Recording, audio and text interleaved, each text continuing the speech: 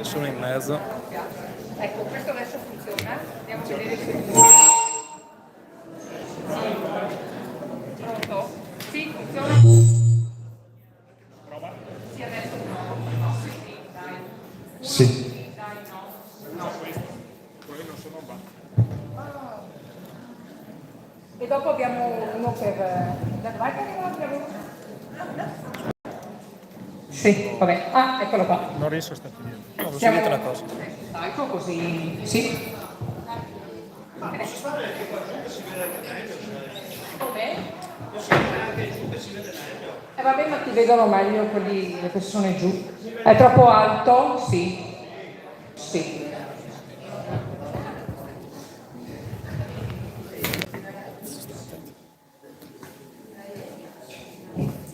Ah, come negli studi televisivi. Mi raccomando, siete pronti per la quarta dose?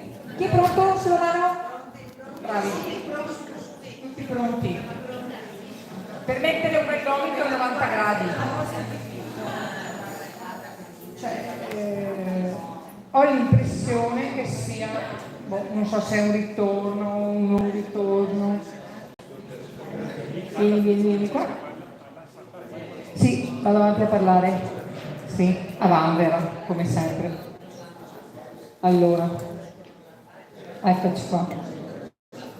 Però dammi il microfono lì. Sembra che... Come? Anche l'altro? Proviamo da questo? Dai.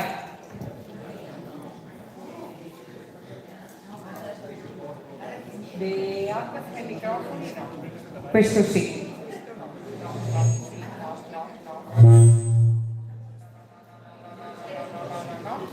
Dai, è morto definitivamente.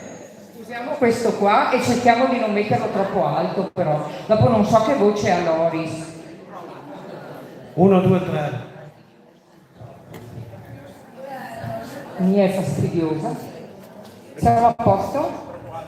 Un po' alto, però. Abbassiamo un attimo. Ok. Abbassiamo un attimo, aspettiamo che Renato... Dopo arriva l'ultimo che sono io, mi prendo tutte le me.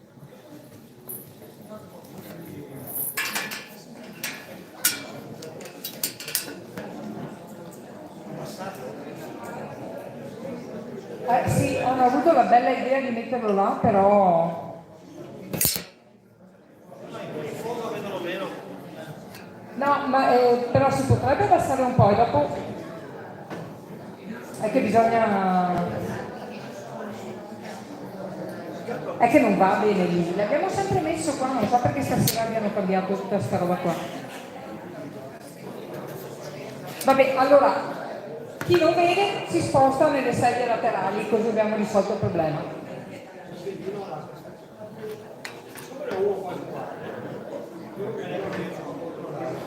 Perfetto. C'è qualcuno che non vede? Se non vedete bene, vi spostate in una sedia in cui vedete.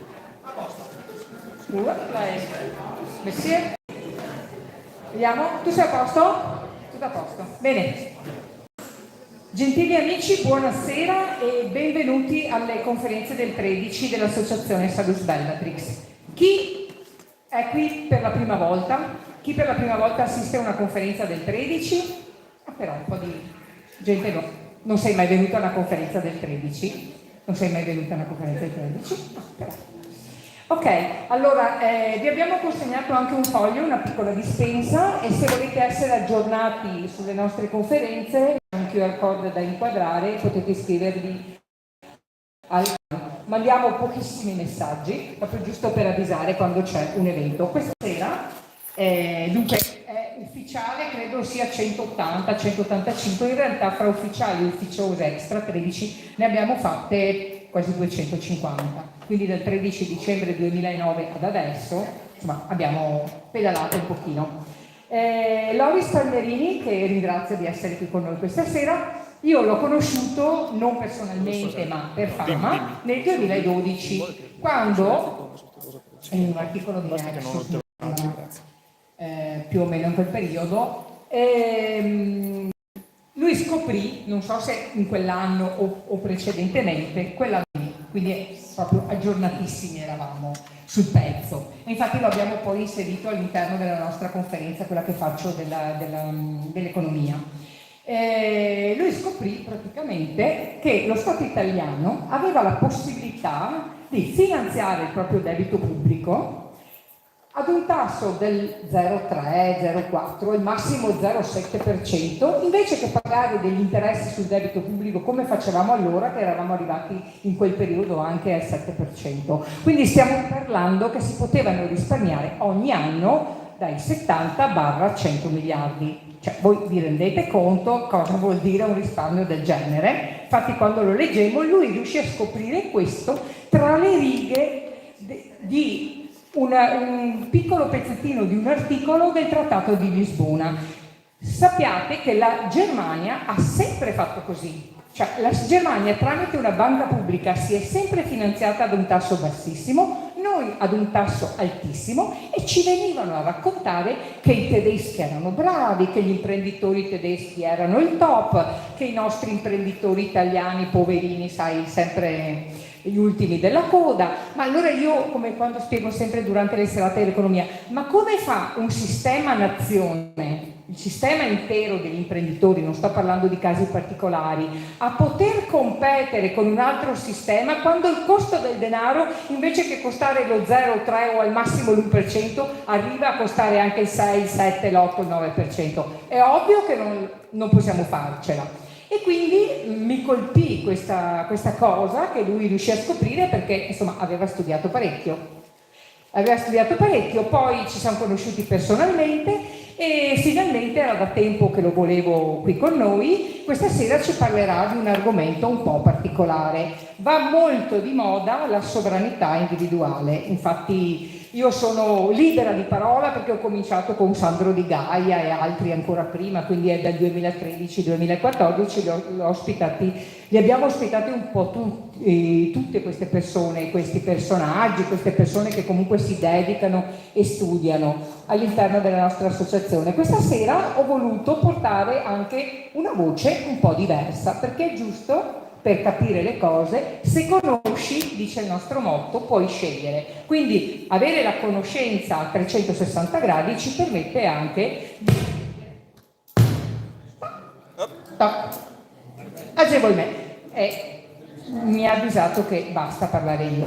A voi Loris Palmerini, grazie. Grazie.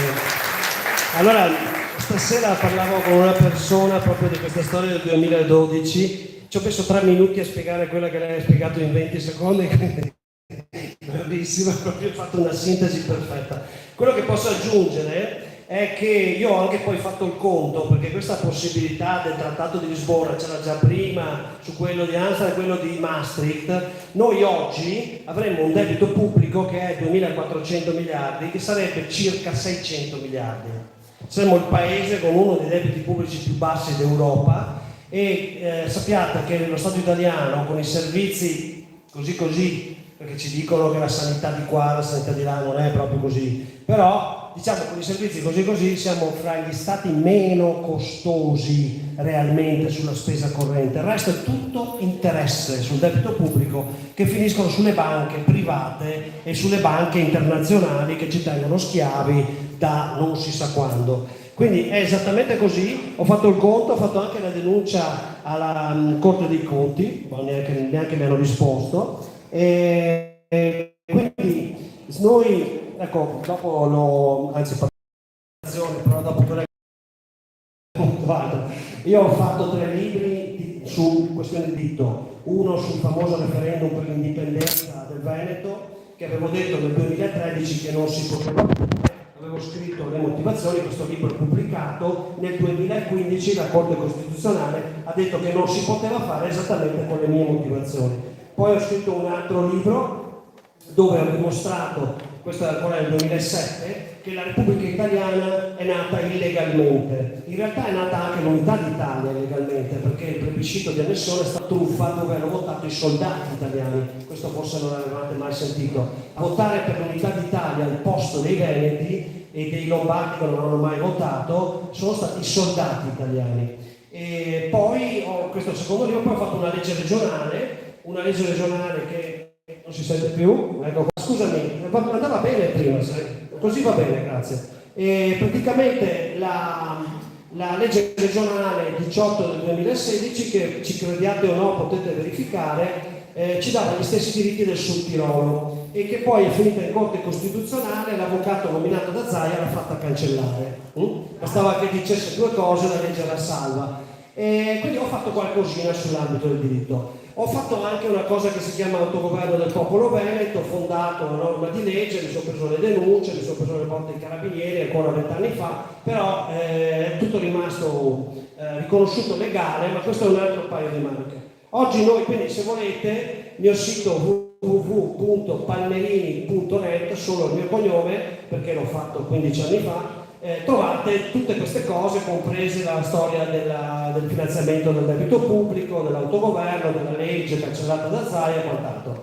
Quindi inutile che sto qua a spiegarvi, perché non voglio tenervi qui 2 ore, dobbiamo affrontare un argomento un po' complesso, cercherò di farlo il più semplice possibile, ma purtroppo la realtà è questa, cioè perché si parla di autodeterminazione individuale o di popolo? Perché siamo in un tempo brutto, in un tempo di neonazismo proprio, cioè dove il governo impone alle persone delle regole, delle cose che sono disumane, senza tante giri di parole. Abbiamo finta libertà di informazione, chi segue le chat, Telegram in particolare. Scusami, si sentiva bene? Si sta è troppo forte fuori? Ok, mi sentite bene adesso? Tieni il microfono sempre a una certa distanza, se no non siamo... Va bene, ok, così va bene? Tieni. Va bene? Ok, perfetto, ho trovato l'equilibrio. Allora, finta libertà di informazione, cioè abbiamo in realtà una propaganda sistematica e martellante basata sull'emergenza. C'è l'emergenza del Covid, c'è l'emergenza del grano, c'è l'emergenza del petrolio, c'è l'emergenza della finanza, c'è l'emergenza del vaiolo, c'è sempre un'emergenza. Ma sono 30 anni, 40 anni che l'Italia governa sull'emergenza. Urgenza fa tutto quello che vuole sostanzialmente. Poi il Parlamento dei nominati più o meno ratifica e quindi fanno sostanzialmente quello che vuole, anche se poi magari le leggi vengono dichiarate incostituzionali, per esempio la legge elettorale che era stata chiamata, prima si chiamava Mattarellum, guarda un po' da chi, la Mattarella, l'hanno cancellata in Corte Costituzionale e ne hanno fatta un'altra uguale, che la chiamano Porcellum, quindi se la dicono loro, vabbè, che praticamente noi non votiamo, noi ratifichiamo i nobili che vengono nominati dai partiti sostanzialmente. Siamo al tempo della Repubblica Francese pre-rivoluzionaria. Abbiamo finte elezioni, i media nascondono sistematicamente gli antagonisti del sistema, ci sono sempre gli stessi. Anni fa, ne parlavo prima, 20 anni fa c'era addirittura la par condicio. La par condicio serviva a far parlare in televisione solo quelli che erano già in Parlamento,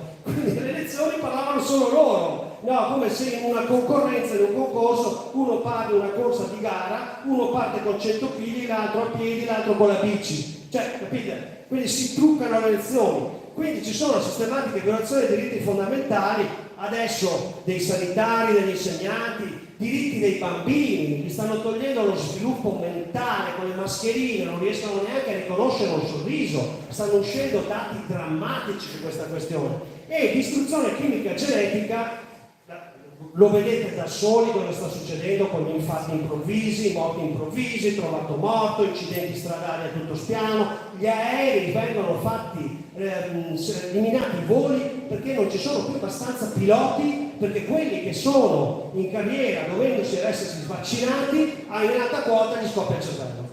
È la realtà, signori.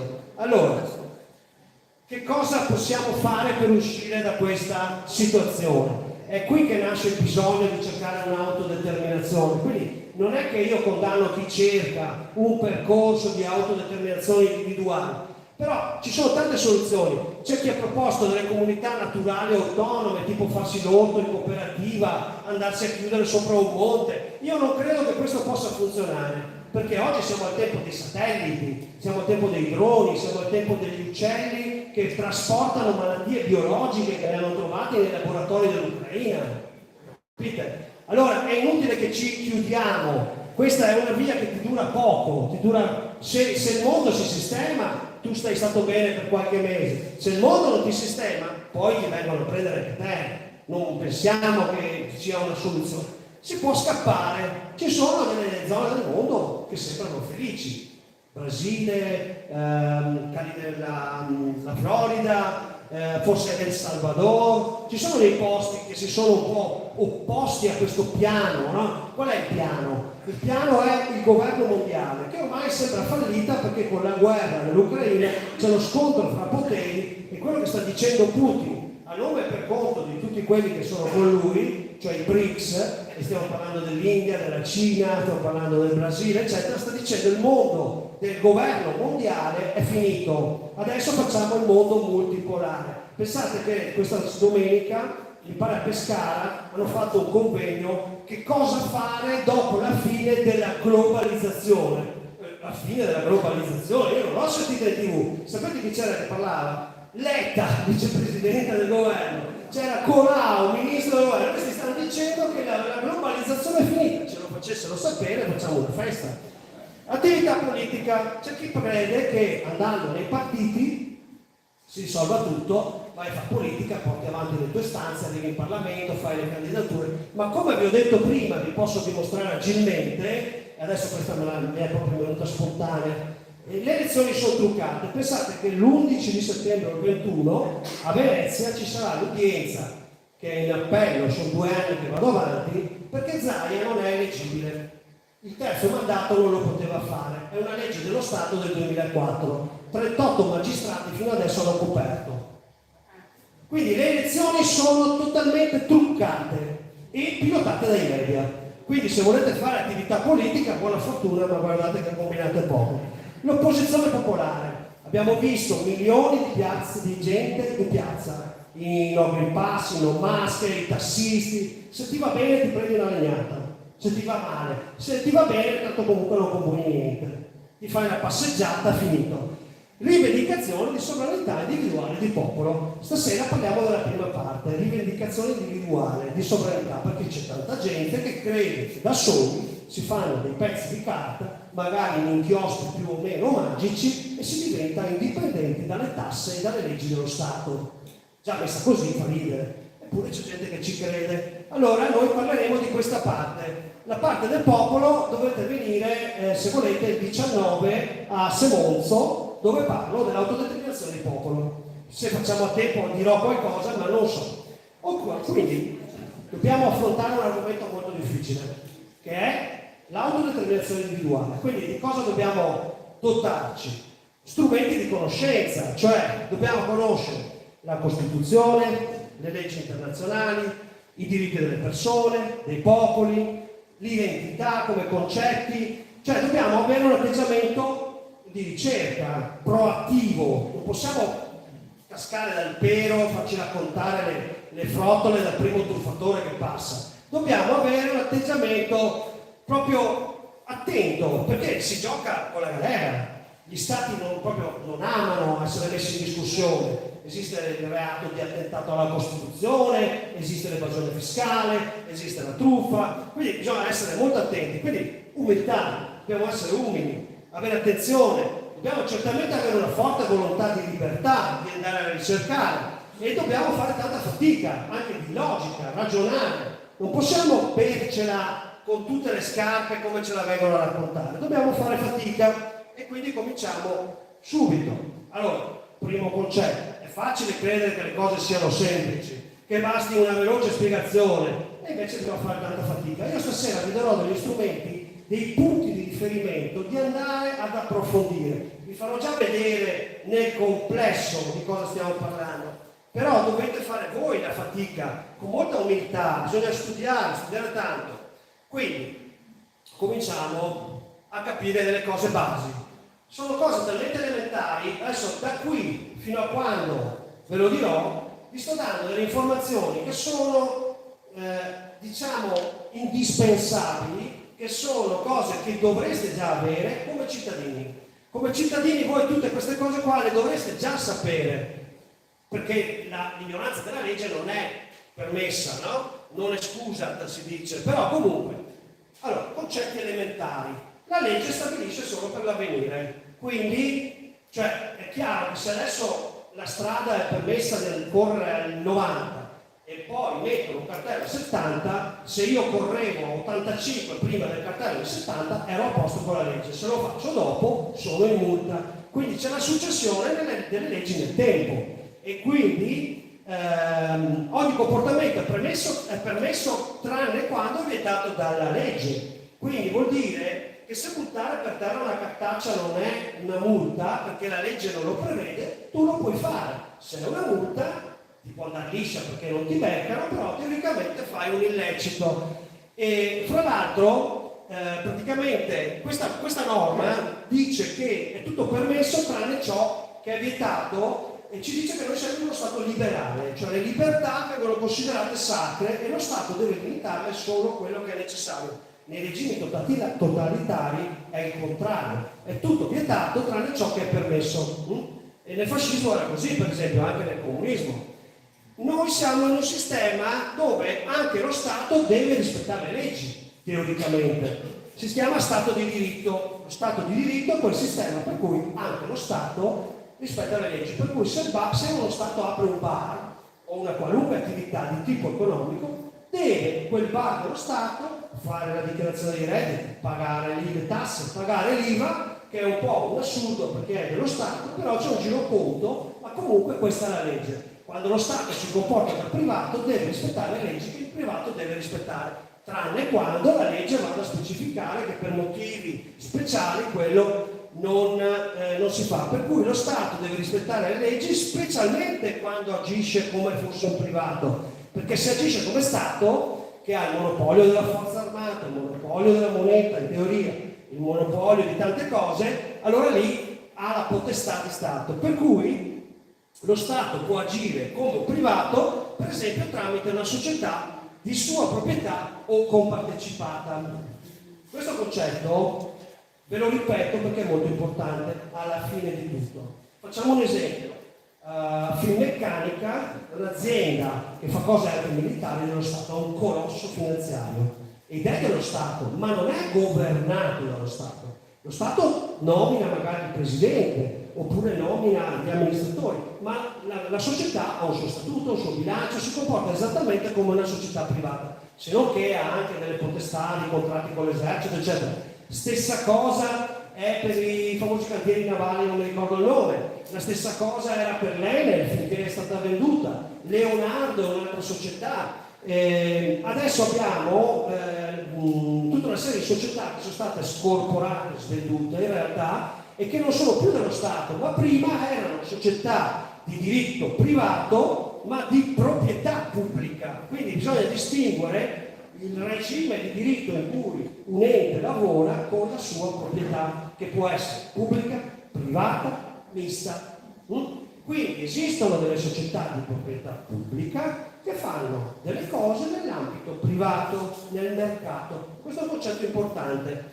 Lo Stato non è l'unico soggetto che crea le leggi, parliamo dell'ordinamento italiano, perché c'è una gerarchia a molteplicità delle fonti. Cosa vuol dire? Poi lo vediamo bene in dettaglio. Che oltre allo Stato ci sono le regioni, le province autonome, ci sono i comuni, quindi abbiamo anche le città metropolitane, le comunità montane, ci sono un sacco di cose e ognuno di loro deve fare delle cose secondo la ripartizione, la divisione dei compiti che è stabilita poi in realtà o dalla Costituzione o dalle leggi.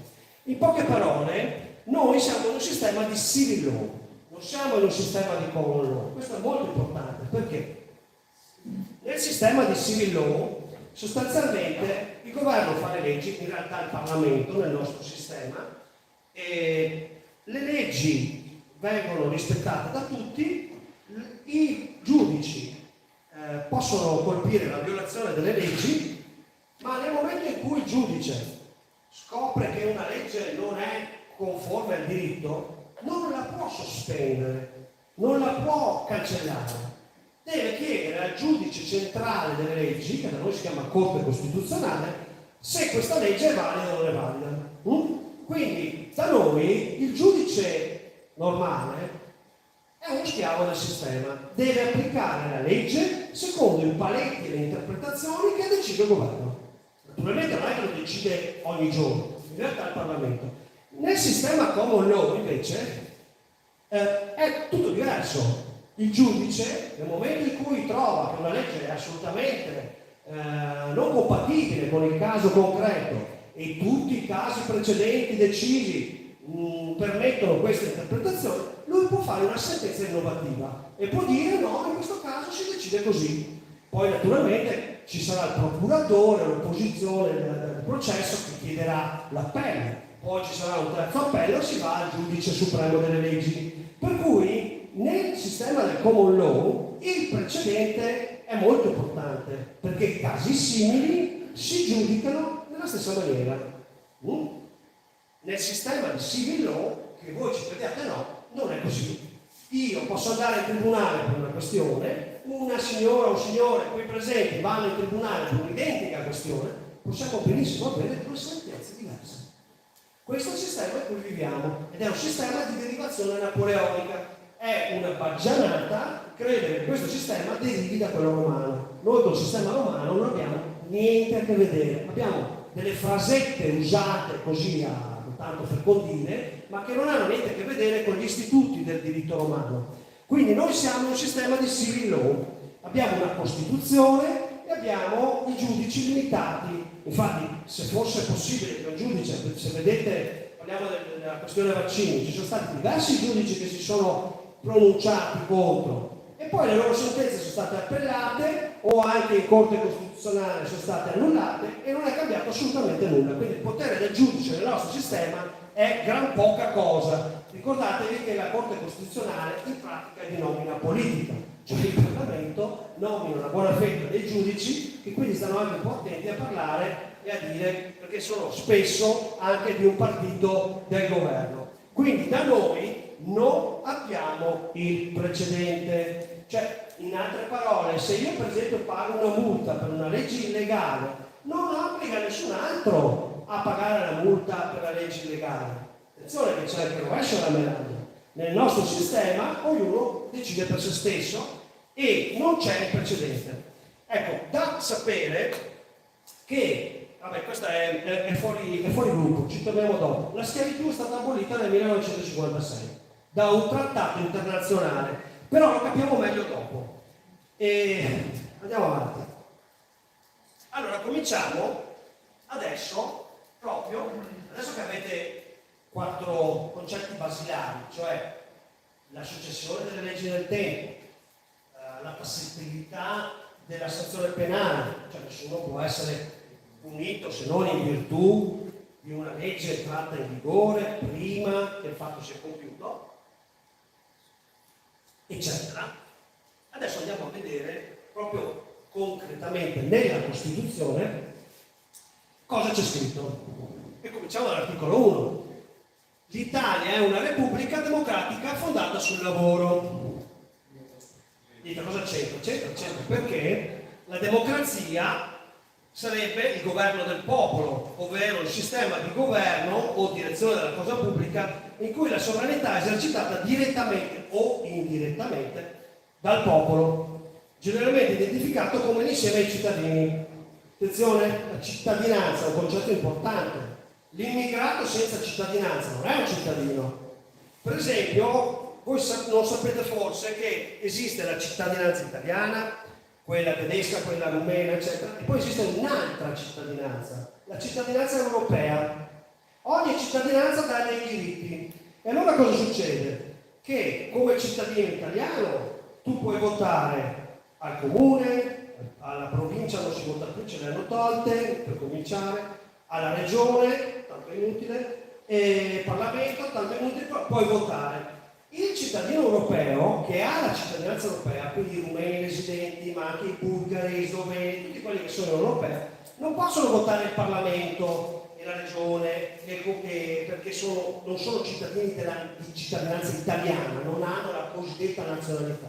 Sono però cittadini europei e in virtù di questo diritto possono votare il comune. Alle elezioni comunali votano i cittadini europei.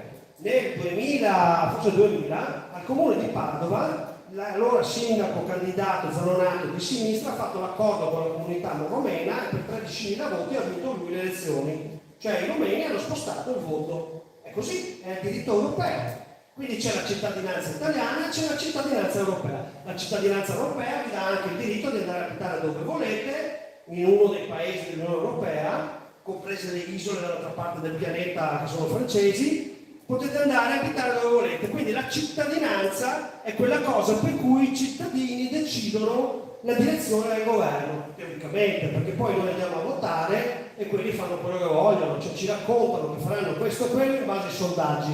In realtà poi fanno esattamente sempre spesso il contrario o proprio se ne sbattono.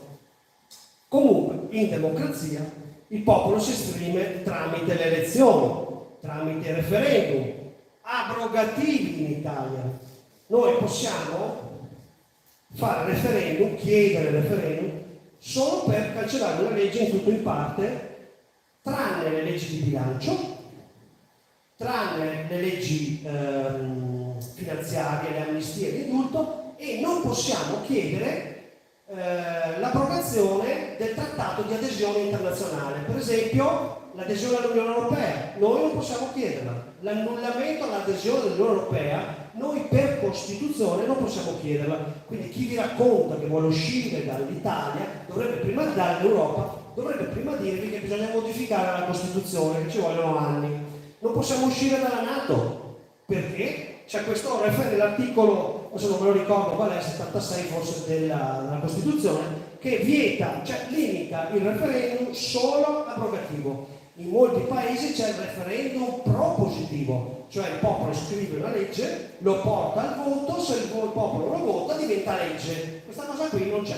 Esiste solo in provincia di Bolzano, per la provincia di Bolzano, dove i cittadini possono fare una legge, raccogliere mi pare 15.000 firme, che sono tantissime perché loro sono 350.000, e approvare una legge direttamente. C'è in Svizzera, c'è in molti paesi, ma noi siamo un popolino con pochi diritti in realtà, cioè la Costituzione non è così proprio tanto bella come ci vogliono far credere. Quindi referendum, abrogativi, possiamo fare delle proposte di legge che vanno in Parlamento, in teoria dovrebbero discutere entro 6 mesi, se ne sbattono, ma comunque tanto non le approvano, quindi possiamo fare tutte le proposte di legge, possiamo fare tutte le istanze, le deleghe eccetera, ma poi alla fine chi ha il governo del vapore fa quello che vuole. Esistono diverse forme di democrazia a seconda degli strumenti disponibili. Cioè, sinceramente, io non mi sento di dire che l'Italia è una bella democrazia. Per me non è una democrazia, è una finta democrazia.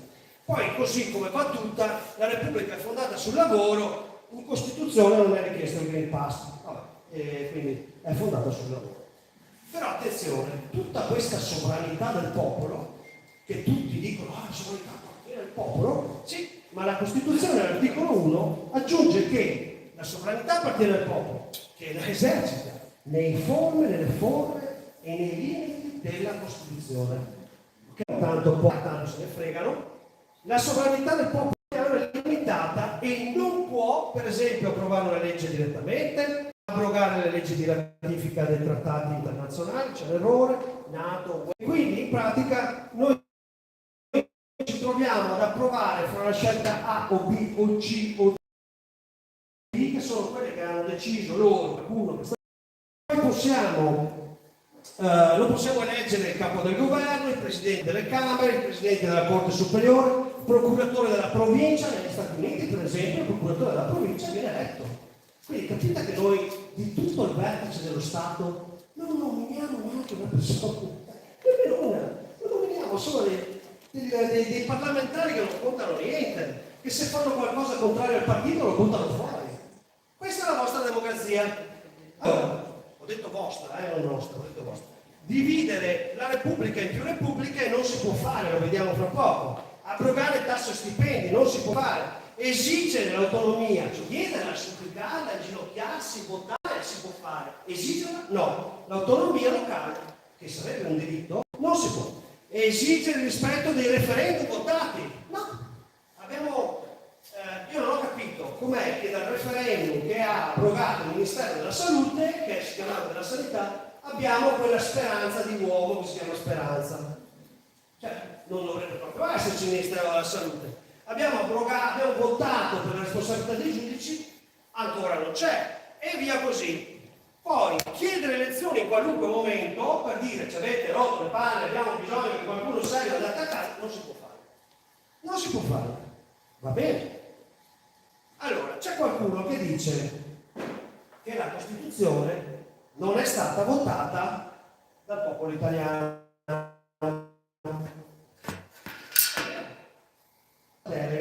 Lui mi firma delle carte e poi io gli dico io non ti ho votato perché il popolo italiano ha eletto e delegato l'Assemblea Costituente il 2 giugno del 46.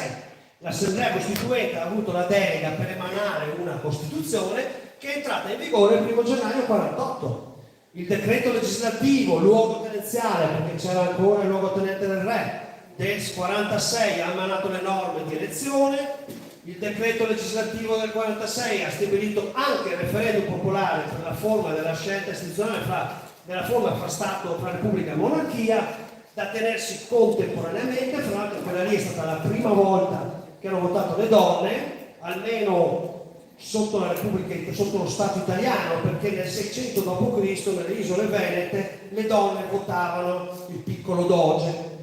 Noi veneti abbiamo inventato la democrazia, anzi l'abbiamo fatta, realizzata come voto popolare plebiscitario totale della popolazione nel 600 d.C., non 1600, 600. Le donne con l'Italia hanno votato per la prima volta il 2 giugno 46. Nel 46 si è svolto un referendum per la scelta tra la monarchia e la repubblica, eletta l'Assemblea Costituente con delega per fare la Costituzione, e ufficialmente risulta che il popolo italiano ha votato per avere la Repubblica. In realtà ho dimostrato che giuridicamente la cosa è falsa. C'è un libro su Amazon che ho scritto io, che si chiama La Repubblica mai nata, dove ho preso fuori le gazzette ufficiali e c'è tutto spiegato perché la Repubblica in realtà è illegale. Però non posso parlarvi di questo, facciamo finta che la Repubblica sia legale e andiamo avanti a sentire che cosa dice questa Costituzione. Dice l'articolo 5 della Costituzione che la Repubblica, una e indivisibile, riconosce e promuove le autonomie locali. Abbiamo visto che non è vero. Attua nei servizi che dipendono dallo Stato, quindi ce ne sono alcuni che non dipendono dallo Stato. Facciamo un esempio. Quando io prendo un taxi, è un'azienda privata che mi fa un servizio pubblico, mi porta da una parte all'altra. E l'autobus in molti casi è uguale, c'è un'azienda privata che su incarico dello Stato svolge un servizio pubblico. Anche le televisioni private fanno un servizio pubblico, perché devono dare delle notizie, devono parlare di alcune cose, devono rispettare i minori, quindi non sono servizi che dipendono dallo Stato, ma sono delegati dallo Stato. E quindi attua nei servizi che dipendono dallo Stato il più ampio decentramento amministrativo, non è vero, adegua i principi di metodi della sua legislazione alle esigenze dell'autonomia e del decentramento, non è vero. Basta che vediamo i referendum per l'Amone, eccetera, che io contesto, ma li hanno fatti, hanno votato, quelli per il Veneto. Vedete che anche questo articolo te lo tirano fuori quando la Repubblica è una indivisibile, ma per tutto il resto non se ne parla. Quindi non si può dividere la Repubblica. Questo è molto importante, perché già così capite che non è che io adesso mi faccio l'autodeterminazione e non sono più soggetto alle leggi dello Stato come fosse una Repubblica autonoma o un ente internazionale. È ovvio che non è così. Non ci si può fare una Repubblica per proprio conto individuale, tutti sono soggetti alle leggi. Esistono però le leggi internazionali, dobbiamo vederla questa cosa. Ci sono delle leggi internazionali che permettono forse di muoversi un pochino. Cercheremo un buco per di là. Con un atteggiamento proattivo andiamo a vedere se nelle leggi internazionali tutta questa cosa qua possiamo scavalcarla. La Costituzione è superiore alle leggi dello Stato. Ecco, qui cominciamo a parlare di gerarchia delle fonti. È ovvio che ci arrivate anche se ve lo spiego, ma è scritto ovviamente nella Costituzione che le leggi dello Stato valgono di più di quelle della regione, della provincia, del comune, no? E la legge stessa è soggetta alla Costituzione, quindi se la legge non è compatibile con la Costituzione ci pensa il giudice della Costituzione, la Corte Costituzionale. Quindi la Costituzione è superiore alla legge dello Stato, il giudice delle leggi è la Corte Costituzionale e ci sono però le autonomie speciali e tutto che giocano un ruolo. Quindi concetti. Le leggi hanno diversi livelli, gerarchia delle leggi. Esiste una gerarchia delle fonti normative o gerarchia delle norme, sono espressioni alternative. E per ora, che quello che abbiamo capito fino adesso, abbiamo la Costituzione, le leggi speciali, queste non ve le ho spiegate. Quando si deve modificare un pezzo di Costituzione, che fra l'altro una parte non si può modificare, perché non si può modificare? Perché lo dice la Costituzione. L'articolo 138 della Costituzione specifica come si può modificare la Costituzione. Ve lo dico subito, non si può fare un'altra assemblea costituente, perché ci sono anche quelli che stanno proponendo un'assemblea costituente. Sarebbe un colpo di Stato, secondo la Costituzione. Articolo 138. Comunque le leggi che modificano la Costituzione si chiamano leggi di revisione della Costituzione o leggi costituzionali, e gli statuti speciali per le province e le regioni speciali, il statuto speciale, sono di quelle fonti, di quel livello lì. Poi abbiamo le leggi, non può superare questa legge e questa legge, e abbiamo altre leggi della regione. Adesso ve la tolgo un'altra volta questo sfizio. La legge dello Stato del 2004, che fra l'altro è costituzionale, dice che nessun presidente della regione può fare più di 2 mandati consecutivi. Cosa hanno fatto Zaia e gli altri? Hanno fatto una legge regionale che dicono vabbè, ma noi la facciamo dalla prossima volta. Hanno fatto una legge che vorrebbe scavalcare addirittura la legge costituzionale. Pensate un po' che furbone. Una legge per Zaia. No, perché era l'unico che aveva 2 mandati già fatti. Quindi c'è questa questione qui, io sono in tribunale per dire ma allora funziona questa gerarchia oppure non funziona? Perché i magistrati sembra che non lo sappiano. Allora, eccolo qua. Questo forse è il nostro buco. Vi dirò che per certe persone che pensano di fare l'autodeterminazione individuale questa cosa qui è un muro. Per quelli che invece vogliono opporsi alla vaccinazione, questo è il buco di libertà. Adesso ci arriviamo.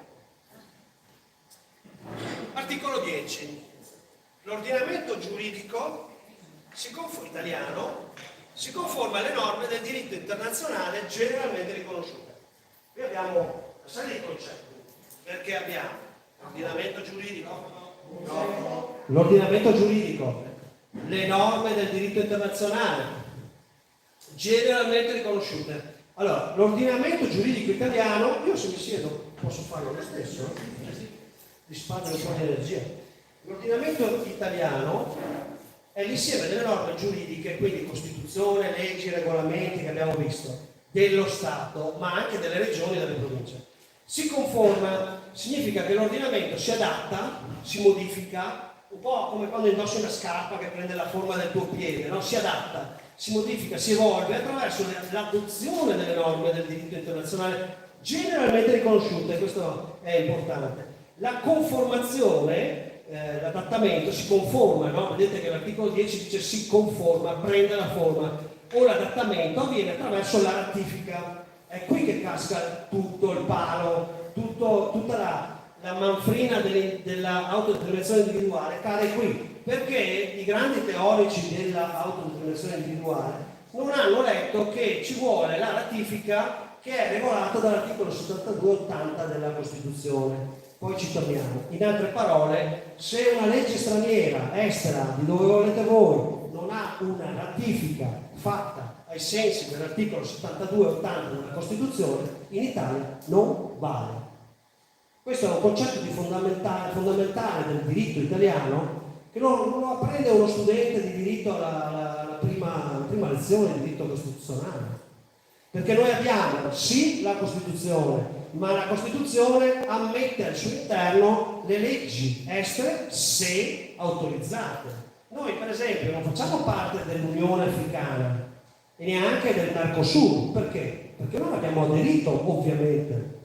Abbiamo aderito all'ONU, abbiamo aderito al Consiglio d'Europa, abbiamo aderito alla NATO, abbiamo aderito all'Unione Europea, abbiamo aderito all'Unione Postale Internazionale, poi ci torniamo a tutte queste cose, ma non abbiamo aderito a UCC, all'ammiragliato. Queste cose non esistono alle ratifiche, quindi non valgono. Ma ci torniamo di nuovo.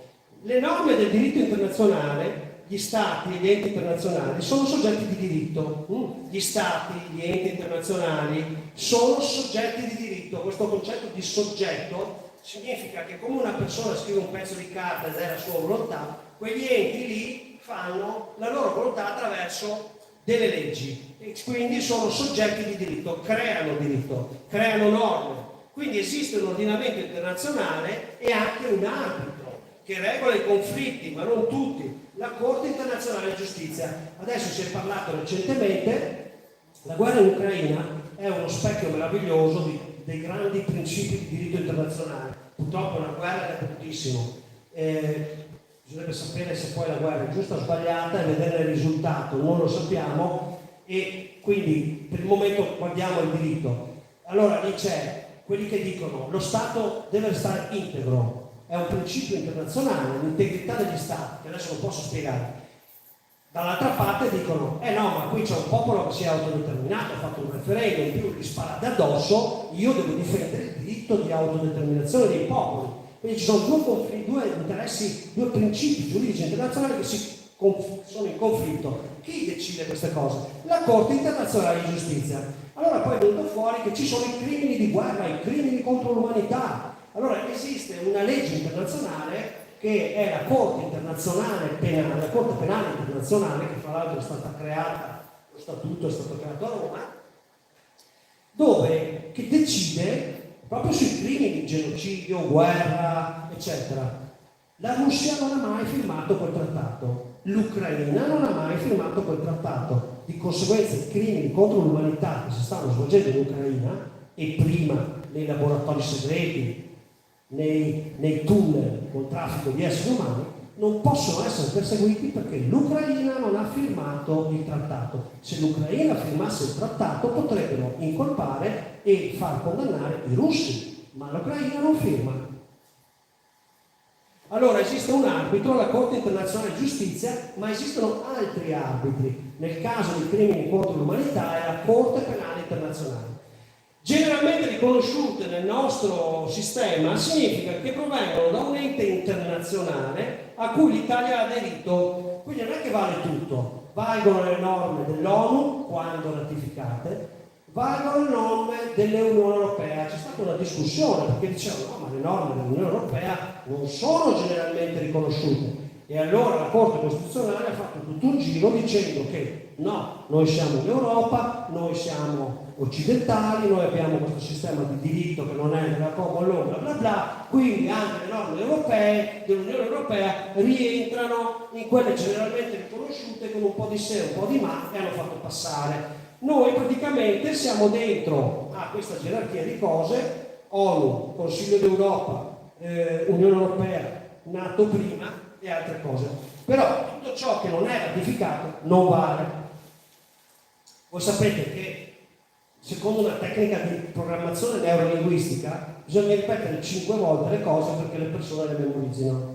Ve l'ho già detto 4 volte, le norme che non sono ratificate non valgono in Italia. Articolo 72, comma terzo. La procedura normale, mi fa ridere perché prima c'era Andrea in macchina che mi ha detto articolo 72, no, 72, ragione. La procedura normale di esame e approvazione diretta da parte della Camera è sempre adottata per i disegni di legge in materia costituzionale. Qua ci sono un po' di concetti. Procedura normale di esame. Una legge viene portata in Parlamento, c'è una procedura stabilita dal regolamento e di approvazione diretta da parte della Camera, perché ci sono altri sistemi, è sempre adottata, per i disegni di legge, quindi per le leggi. Il disegno di legge è la legge ancora da approvare, in materia costituzionale, quindi la Camera deve approvare con procedura diretta la riforma in materia costituzionale, in materia elettorale, delegazione legislativa, vuol dire che il Parlamento si spoglia di una sua competenza per darla a qualcun altro, per esempio al governo, di autorizzazione a ratificare trattati internazionali. Quindi ecco, questa roba qui, questo testo è copiato e incollato dal PDF che trovate sul Senato, PDF della Costituzione. E loro usano questo sistema. Quando mettono un numero fra parentesi quadre, significa che questa roba che viene prima è spiegata da questo articolo. Quindi la procedura normale di esame della Camera per l'autorizzazione a ratificare trattati internazionali è l'articolo 80. Chiaro? Vi insegno ad andare a approfondire. Non bisogna apersela le cose, la gente ti dice delle cose che sono stupidaggini, magari per prenderti qualche 10 franchi, 10 euro o l'accademia da 600. Bisogna andare a verificare, questo è il testo della Senato. Quindi la ratifica dei trattati internazionali è l'articolo 80, approvazione dei bilanci consuntivi 81 non ci interessa molto, però noi non stiamo parlando di quello. Quindi concentriamoci sul diritto internazionale, vediamo di semplificare. La procedura normale di esame e di approvazione diretta da parte delle Camere è sempre adottata per i disegni di legge di autorizzazione a ratificare trattati internazionali. Questa notazione, i due puntini fra parentesi quadro, si usa normalmente a chi è onesto per far vedere che manca un pezzo di testo, no? Quello lì significa ho tagliato un pezzo. Disegni di legge di autorizzazione a ratificare trattati internazionali, cioè un trattato internazionale è ratificato se ha seguito la procedura normale di esame e di approvazione diretta da parte della Camera. È la Camera che la approva, ok? E vuol dire che non è approvato. Molto semplice, quello che vi ho detto prima. Come indicato nell'articolo 80, il costo è quello relativo ai trattati internazionali. Articolo 80. Le Camere autorizzano con legge la ratifica dei trattati internazionali. Avevate bisogno di una spiegazione lampante? Le leggi, la ratifica dei trattati internazionali, che cos'è la ratifica? È appunto quel meccanismo per cui la Camera dice questa roba è legge. Le Camere autorizzano la ratifica dei trattati internazionali che sono di natura politica. La NATO è un organismo politico-militare. A me fa paura, perché se mettiamo invece un militare religioso, natura politica religiosa, mi viene paura. Politico-militare mi fa ancora più paura. Di natura politica, prevedono arbitrati o regolamenti giudiziari, importano variazioni del territorio, donne alle finanze o modificazioni di legge. Cioè una qualunque legge internazionale, un trattato internazionale, poi bisognerebbe capire che cos'è un trattato, una dichiarazione, una convenzione, sono forme diverse del diritto internazionale. Qui parla dei trattati. I trattati internazionali che modificano leggi, praticamente tutti, devono essere autorizzati con legge dalla Camera, con procedura ordinaria. Quindi la clausola modificazione di leggi in pratica impongono che ogni trattato internazionale venga ratificato perché produce modificazioni di legge. È chiaro? Non esiste una legge internazionale che può sfuggire a questa clausola, modificazioni di leggi. Perché è chiaro, se esiste una legge internazionale che in qualche maniera mi sottrae dalle leggi normali o mi fa una modifica delle leggi, deve prima essere autorizzato con legge di ratifica da parte delle Camere. Poi c'è questa figura del Presidente della Repubblica che è anche il capo dello Stato, che promulga le leggi dell'articolo 73, 74, 138, la modifica della Costituzione, ratifica i trattati internazionali. Quindi la procedura è questa. Viene presentata una proposta di legge di autorizzazione di ratifica alle Camere. Le Camere seguono la procedura ordinaria. Alla fine va dal Presidente che, quando occorra, fa l'autorizzazione delle Camere, perché è la Camera stessa l'autorizzazione delle leggi internazionali, di ratifica dei trattati quando occorra. Perché è la Camera che dice il Presidente della Repubblica è autorizzato a ratificare, oppure il governo, perché quando lo Stato aderisce a un trattato deve poi comunicarlo all'ente che lo ha prodotto. Quindi o il governo o il Presidente devono andare lì e dire toc, abbiamo firmato che noi ci siamo sottoposti a questa roba. Quindi è la Camera che decide chi lo fa, e quindi quando occorra il Presidente della Repubblica fa lui la ratifica internazionale. Quindi il Presidente della Repubblica promulga le leggi o si autorizza la pubblicazione sulla Gazzetta Ufficiale. Ecco, questo è un concetto importante. Com'è che fa lo Stato a far sapere la sua volontà? Nella Gazzetta Ufficiale. Se una cosa non è in Gazzetta Ufficiale, non esiste. E da quel momento non si può più modificare se non come previsto dalla Costituzione e legge, cioè viene pubblicata una legge, poi risulta che è incostituzionale e viene cancellata. Cioè non è che viene cancellata col cancellino, viene scritto un'altra cosa, una sentenza della Corte Costituzionale che dice quella legge lì non vale più. Generalmente le Camere autorizzano il Presidente della Repubblica, a volte anche il Governo, a ratificare un trattato internazionale che è già stato firmato in precedenza. L'atto finale di ratifica è demandato al Presidente della Repubblica perché lo rende legge ufficiale, ma il Presidente non può opporsi alla ratifica, sarebbe sovversione. Perché ho scritto questa cosa? Perché la Convenzione di Oviedo, che è del Consiglio d'Europa, legge 241 del 2000, che impone che nessuno può essere sottoposto a un trattamento nel campo della salute senza consenso, nessuno può essere obbligato a un trattamento nel campo della salute, ancor meno se sperimentale, è vietato il trattamento sperimentale sui minori, è vietato, è una legge, ma il Presidente della Repubblica non l'ha mai portato in Consiglio d'Europa, ma il Presidente della Repubblica non può opporsi. Quindi Ciampi, Napolitano e questo qui hanno attentato alla Costituzione, ma la legge comunque è valida, la Convenzione di Oviedo, perché è legge 241 del 2001 che è stata utilizzata anche nella sentenza Englaro, eccetera. Torniamo a noi.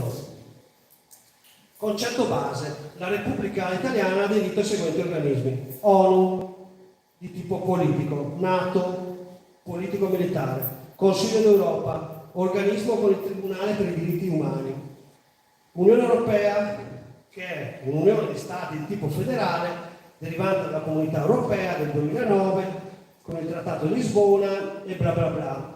E uno dice: quando è che abbiamo aderito all'Unione Europea? Qualcuno lo sa? Abbiamo aderito con il referendum dell'87. È stato il primo referendum che ho votato io, ho votato sì, convinto, plagiato dalla TV, avevo 18 anni giusti. No, 87 avevo 19 anni. Dunque sono del 68, fate 89, forse 89. Allora, io ho votato il referendum e quindi il popolo italiano, quel giorno che ha votato sì, perché io me lo ricordo, eravamo peggio di adesso, due maroni, stiladroni, marci, corrotti che si azzuffavano, basta, ci liberiamo, andiamo in Europa, ci facciamo governare dai tedeschi che non sono precisi. Abbiamo dato l'assegno in bianco ai banchieri. Questo abbiamo fatto. Le domande alla fine, mi spiace.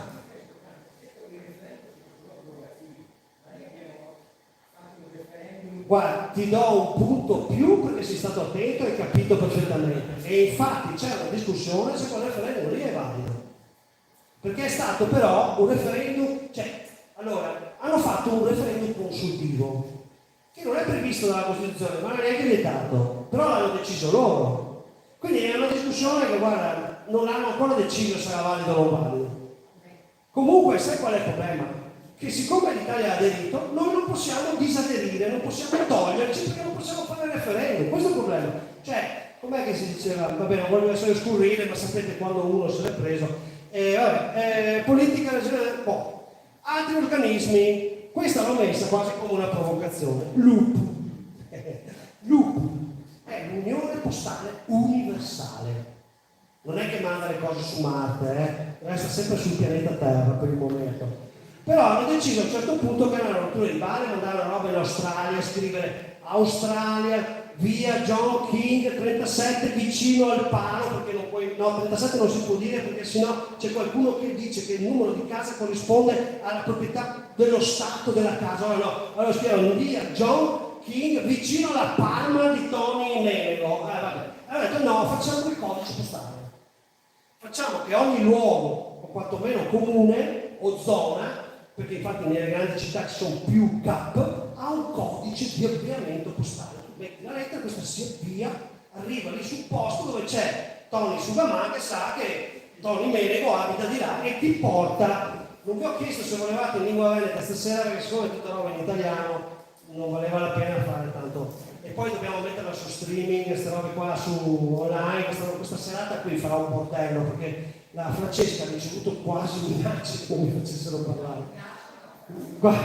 Vabbè, insomma, ha avuto qualche telefonata un po' così.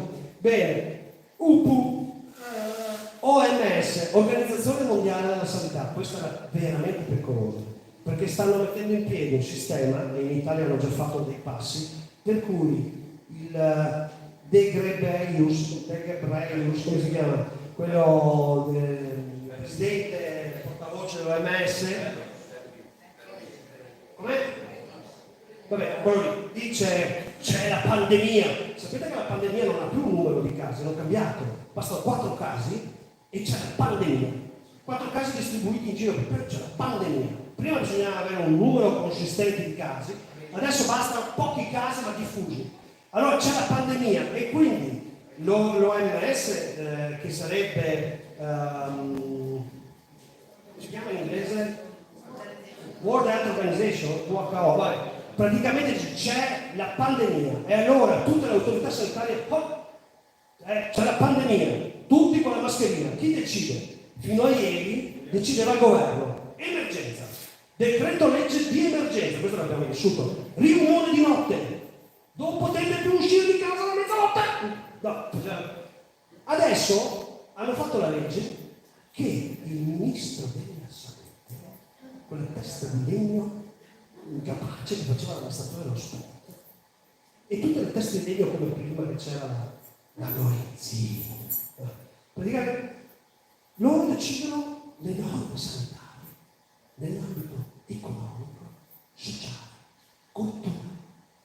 Cioè, ci mettono le mascherine a tutti, non puoi più uscire e decide la testa di legno perché l'ha detto l'OMS. Ragazzi, è così, è già così la legge italiana. Chi è che diceva di sì prima che l'ha vista? Hanno già fatto questa legge in primavera e la stanno cercando di fare in tutta Europa e nelle Americhe. Il resto del mondo dice, ma ok. World Trade Organization è un'organizzazione che fino ad oggi ha giocato un ruolo di regolamentazione, ma è un'autorità privata. E allora, quando la Cina ha aderito, mi pare nel 97, e io lì mi sono detto, cazzo, questi fra 2 anni ci portano qui tutta la roba, nel 97. Si sapeva che dal 2000 la Cina, essendo entrata nel WTO, avrebbe portato tutto, avrebbe distrutto le aziende, avrebbe portato qui prodotti tossici e del cavolo per farci chiudere le nostre aziende, pantaloni a €1, abbiamo chiuso tutto, capite? Si sapeva e i nostri politici o non sapevano o erano incompetenti, secondo me sapevano. Banca Europea degli Investimenti, Organizzazione Mondiale per la Proprietà Intellettuale, brevetti, eccetera, eccetera, eccetera. L'Italia fa parte di una tonnellata di organismi e ciascuno di quelli mette bocca sul nostro funzionamento. Questo microfono usa una frequenza che ha deciso uno di quelli le scarpe, il numero di scarpe che noi usiamo, europeo, americano, eccetera, il codice a barre, tutte queste cose. È normale che in un mondo sempre più popolato e stretto le persone si mettano d'accordo per non rompersi le balle a fare la traduzione dei codici da un paese all'altro, con le spine tedesche che fra un po' non facciamo la serata perché abbiamo ancora le spine italiane e tedesche. Capite che è normale che nascono dei codici, delle unioni? È normale, poi bisogna vedere se la cosa è giusta o sbagliata, se è funzionale o non funzionale. Per conto mio mi pare che stiano andando male un po' su tutto, comunque è un altro discorso. Concetto di base. Qua sto ricalcando quello di prima, ma con tutto quello che abbiamo aggiunto. L'ordinamento giuridico italiano fa parte di diversi ordinamenti, valgono in Italia le leggi estere se ratificate. La gerarchia delle fonti è un po' più complicata. Abbiamo non più la Costituzione per prima, perché se un trattato internazionale tipo quello dell'Unione Europea ti dice che tu la moneta non la gestisce più la tua banca ma l'Unione Europea, la Costituzione è sotto. Se ti dice che tu fai parte della NATO e anche se sei un paese pacifista e non puoi fare la guerra, ma quelli fanno la guerra e ti dicono adesso vai a sparare anche tu o dai le armi, noi diamo le armi. Capite? La Costituzione è scivolata, che poco valeva anche prima, sotto i trattati internazionali, ma è la Costituzione stessa che ha fatto questa cosa con la ratifica, sotto le convenzioni trattate del Consiglio d'Europa, che sono quelle sui diritti umani. Questa sarebbe una cosa buona, però la Russia è uscita dal Consiglio d'Europa perché ha detto guarda, hai guardato la guerra e il massacro del Donbass per 8 anni, non hai detto niente, gli hanno vietato la lingua perfino, come noi veneti, tra parentesi, e quindi l'Unione Europea è uscita. Regolamenti dell'Unione Europea. Fermatevi qua. Il regolamento è un tipo di legge dell'Unione Europea, ne ha due tipi di legge. Il regolamento è immediatamente applicabile. Quindi se c'è un regolamento sulla privacy o su altre cose, prevale sulla legge italiana, ma non le direttive, perché le direttive devono essere ratificate o attuate. Poi abbiamo la Costituzione, le leggi speciali, le leggi di revisione della Costituzione, la legge costituzionale, i statuti speciali, e poi abbiamo le altre leggi, delle regioni, delle province, dei comuni. Capite che c'è una montagna di leggi che governa questa cosa che stiamo facendo qui? Andiamo avanti. Nell'ordinamento italiano le leggi non ratificate non hanno valore, non sono leggi, non valgono. Adesso stufo di ripeterlo. Nel 2006 è stato abrogato l'articolo 834 del Codice di procedura civile che permetteva agli arbitrati di attuare gli usi del commercio. Ti spiego. Se prima due commercianti si mettevano d'accordo fino al 2006 perché in caso di problemi andavano da un'autorità di loro scelta, si poteva fare, adesso non si può fare neanche quello. Quindi decide il giudice, punto. Secondo le leggi italiane, punto. Però, cosa dice la Costituzione anche di Carino? Dice che la Repubblica riconosce e garantisce i diritti inviolabili dell'uomo. Ok, per favore, facciamo più uno sondaggio. Quanti credono che sposarsi scegliendo il proprio partner sia un diritto umano? Alzate la mano, per favore. Sposarsi con chi vuoi tu, nel senso, con chi vuoi tu, è un diritto umano. Alzatevi le mani, per favore. Allora, aspetta. Facciamo così, scusate, quanti, perché io ho già capito come dire l'anima, quanti credono che sposarsi con una persona dell'altro sesso sia un diritto umano? Alzate la mano per favore. La maggioranza, per il momento la maggioranza. Quanti credono che sposarsi anche con un cane sia un diritto umano? Nessuno? Siete razzisti. Allora, chi è che stabilisce cosa è il diritto umano? E questo è il motivo per cui vi ho fatto alzare la mano. Perché già così avete dimostrato che per voi il diritto umano non è quello di cui vuole sposarsi con il cane. Ci sono quelli che si sono sposati col Tamagotchi, perfino, no? Allora, il diritto umano, chi lo decide che cos'è? Bella l'espressione diritti inviolabili dell'uomo. Però per un pakistano se non ti sposi con quel marito perché ho deciso io, ti ammazzo e faccio perché il diritto umano non c'è questo diritto umano. Capite? Non tutti i pakistani, per fortuna. Quindi il diritto inviolabile dell'uomo non vuol dire niente, vuol dire che riconosce e garantisce proprio no, riconosce forse, sia come singolo, sia nelle formazioni sociali, bla bla bla, come si svolge la sua personalità. Qui noi stiamo esercitando il nostro diritto umano di assemblea, di discussione, di libertà, di informazione e richiede l'adempimento dei doveri inderogabili. Scusa, non si è sentita la pernacchia. Il denaro è politica, economica e sociale. Faccio un po' perché c'è il grillo dei poveri, dei poveri. Allora, in realtà i diritti inviolabili dell'uomo sono quelli riconosciuti dalle leggi. L'Italia partecipa agli organismi di tutela dei diritti come il Consiglio d'Europa, che non è la UE, l'ONU, che è debole sulla tutela dei diritti umani, e aderisce anche alla Corte Penale Internazionale, quella che vi ho detto, lo Statuto di Roma. Questa Corte non aderiscono gli Stati Uniti, la Russia e l'Ucraina e anche la Cina. E questi si scannano. È bello perché mi sembra che Biden abbia detto che l'Occidente combatterà in Ucraina fino all'ultimo ucraino.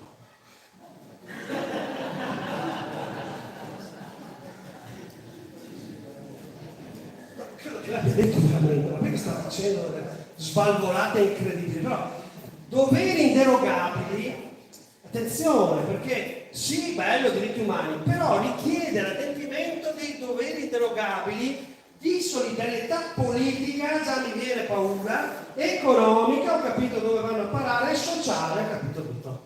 Cioè, l'adempimento dei doveri inderogabili di solidarietà politica, sociale e economica è compatibile con l'autodeterminazione individuale per cui io non pago nulla? Ovvio che no.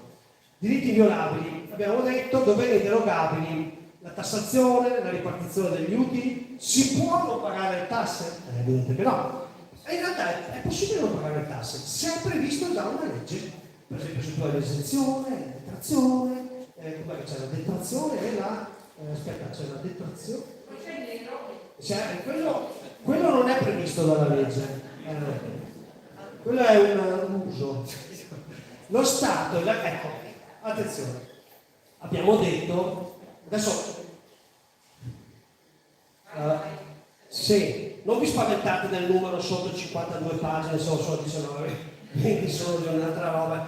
Allora, abbiamo detto che nessuna legge internazionale è valida in Italia se non c'è la ratifica, giusto? Il Vaticano è Italia, quindi è un altro Stato. Quindi ci vogliono delle leggi per ratificare l'applicazione delle leggi vaticane in Italia. La ratifica, giusto? No, perché c'è chi dice che valgono i canoni apostolici, non so di che cosa, del Vaticano, del papato, valgono in Italia i canoni ecclesiastici.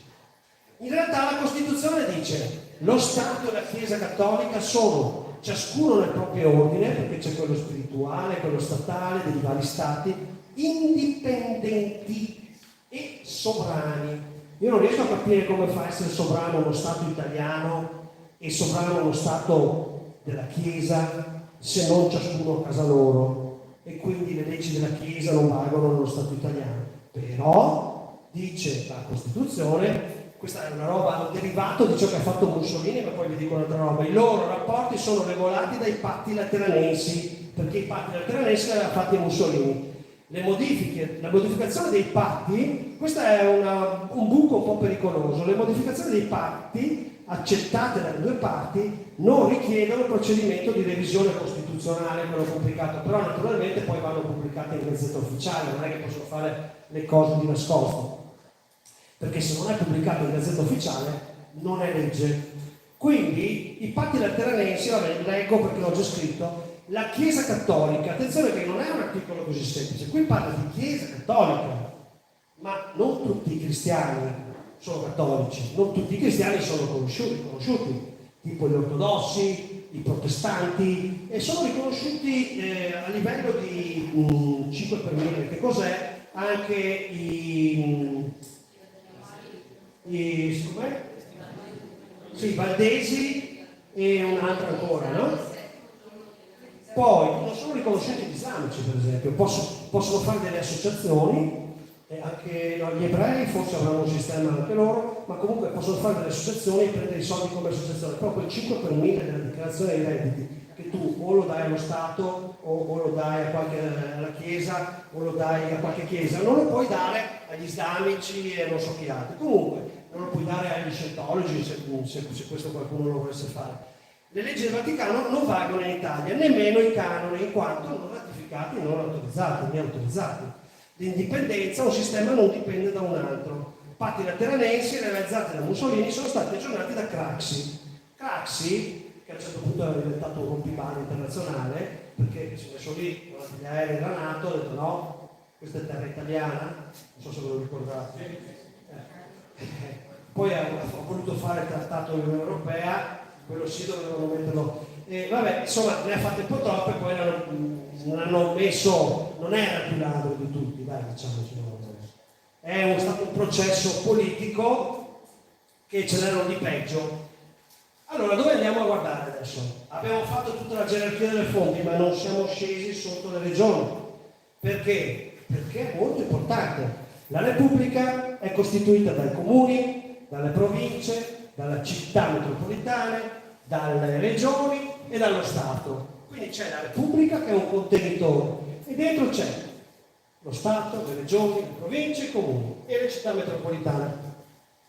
Allora, tutta questa roba dei rapporti fra Stato, regioni, eccetera, è regolato dal titolo quinto, perché è diviso in pezzi, si chiamano titoli invece di capitoli. Il titolo quinto della Costituzione definisce l'organizzazione della Repubblica.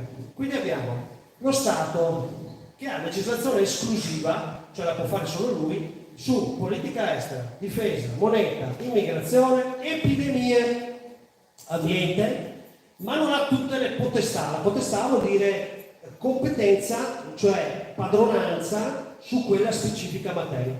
Le regioni hanno competenze esclusive, che cioè gestiscono esclusivamente loro, in alcune materie. Vi potrà sembrare incredibile, ma per esempio le cave, le estrazioni minerali, le fonti d'acqua, che noi qui ci hanno asciugato la palude di Onara, a forza di tirare sotto via l'acqua, è competenza delle regioni. Poi le cave, le scuole professionali, il trasporto locale, in realtà anche la sanità, però la sanità è fra quelle compartecipate che vediamo dopo. Ci sono regioni però a statuto speciale che hanno anche maggiori competenze. La Sicilia, la Sardegna, la Valle d'Aosta, il Friuli Venezia Giulia. Vi dirò come la penso. La Sicilia è praticamente uno Stato indipendente, ha addirittura la Corte amministrativa superiore, che per noi è il Consiglio di Stato, per loro è la Corte Suprema della Sicilia, se non mi ricordo il nome esatto. Sono talmente indipendenti che hanno fatto una legislazione speciale per fare in modo delle specie di offshore, delle zone dove tu vai lì, apri un'azienda che fa per esempio e-commerce e fa alcune attività, poi alla fine dell'anno presenti una dichiarazione di redditi, gliela manda la regione e le tasse la paga la regione. Questa roba è finita anche in Corte Europea perché hanno detto che è tutto a posto, perché loro hanno uno statuto super speciale. Bolzano non paga l'IVA perché ha uno statuto speciale. Friuli Venezia Giulia, ecco, Friuli Venezia Giulia in realtà è una mezza fregatura, perché loro in realtà hanno l'autonomia, ma si pagano per intero la sanità. Alla fine ci guadagnano poco niente, però gestiscono un po' più loro, infatti le strade sono un po' tenute meglio. L'anno scorso noi avevamo come Regione Veneto ricevuto le strade dall'ANAS e Zaia gliele ha spedito. Ma per i soldi, ragazzi. Le regioni e lo Stato hanno molte competenze condivise, dette concorrenti, cioè vanno gestite in accordo. Queste sono il commercio con l'estero, la sicurezza del lavoro, parte dell'istruzione, non perde, professioni, ricerca scientifica e tecnologica, tutela della salute, protezione civile, che quello è un bel business, come sapete dalle inchieste, porti e aeroporti civili. Ecco, i porti e gli aeroporti civili sono un bel business. Noi abbiamo l'aeroporto internazionale di Venezia, che è un colosso. Energia, parte dei beni e delle attività culturali, casse di risparmio. Qua adesso, se aprissi questo argomento, la Francesca mi farebbe forse quasi un monumento, ma non possiamo perché non c'è tempo. Però noi potremmo veramente rifare le casse di risparmio, ma in regione non vogliono. Casse rurali, aziende di credito, carattere regionale, enti di credito fondiario e agrario. Come vedete, le regioni hanno parecchie competenze. Nelle materie di legislazione concorrente spetta alle regioni la potestà legislativa, salvo che per la determinazione dei principi fondamentali riservati alla legislazione dello Stato. Adesso voglio far contenta Francesca, perdonatemi, perché ho cercato di resistere, ma glielo devo dopo la presentazione che mi ha fatto. Nel 2001 la Costituzione è stata riformata in senso federalista, ma non è in gran parte attuata, vedi banche a carattere regionale. Adesso vi spiego.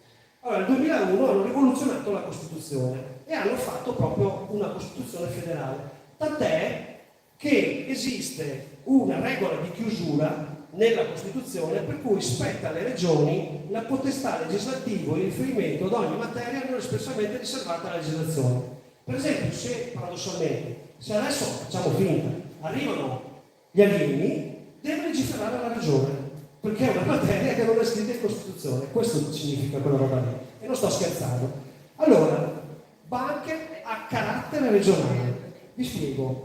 Prima c'era in Costituzione le casse di risparmio, il credito cooperativo, eccetera, che avevano lo scopo per cui tu, io faccio l'esempio del pomodoro, tu andavi a portare i soldi in quella banca lì doveva reinvestire nel territorio della banca. Quindi se tu andavi nella tua cassa di risparmio locale, sapevi che davi aiuto al tuo artigiano, al tuo contadino, eccetera. È un po' come quando andiamo a comprare il pomodoro, se lo compri in Veneto, lavorano in Veneto, se lo compri in Emiliano, lavorano in Emiliano, se lo compri in spagnolo, lavorano in spagnolo. Semplice.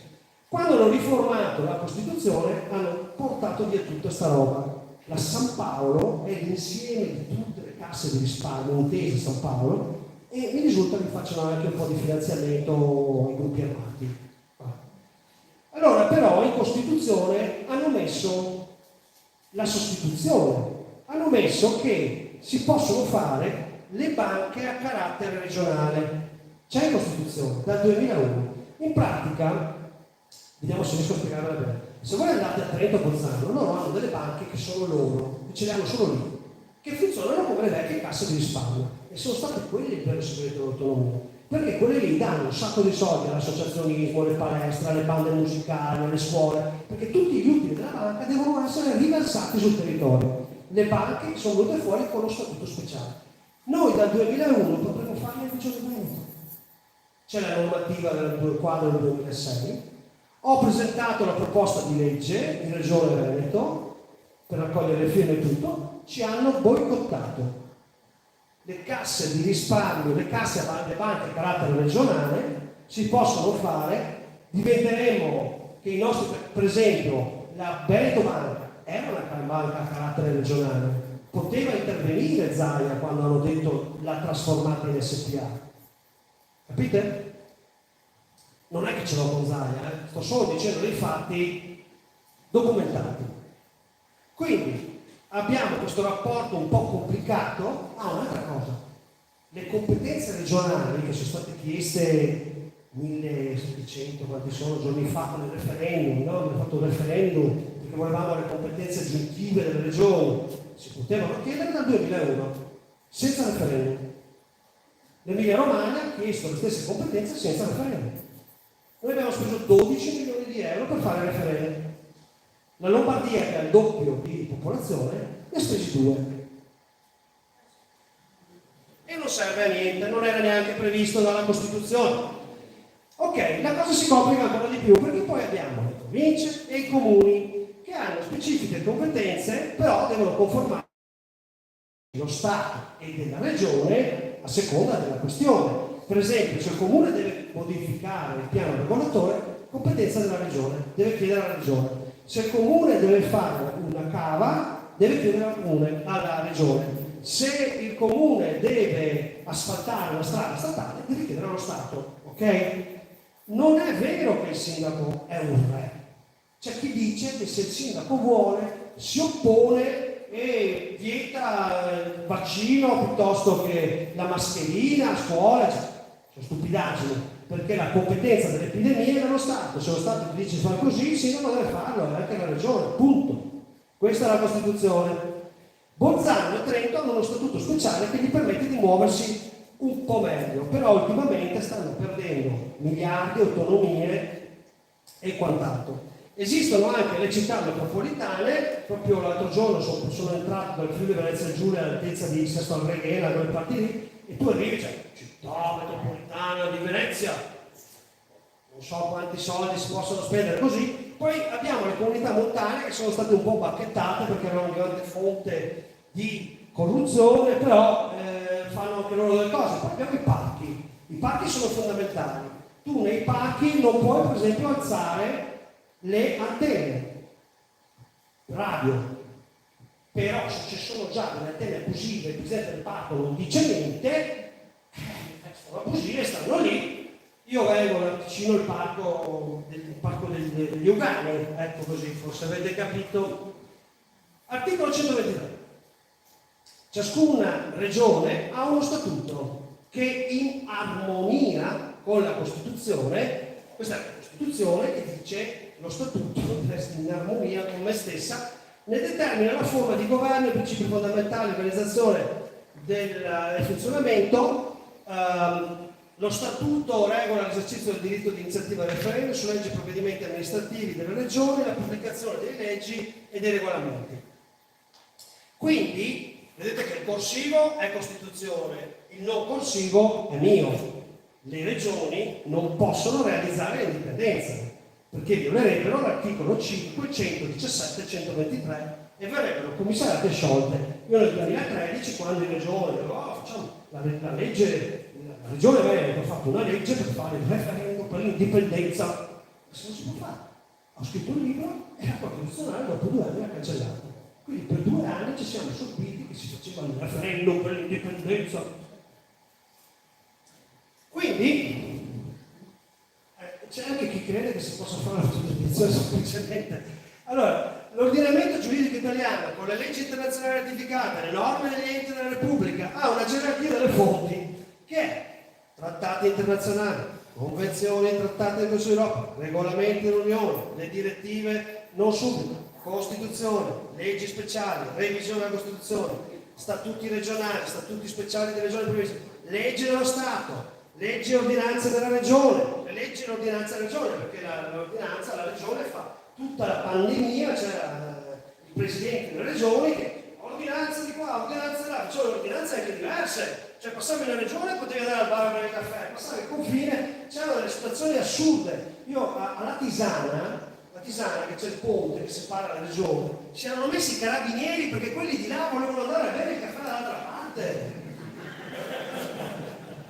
Follia totale.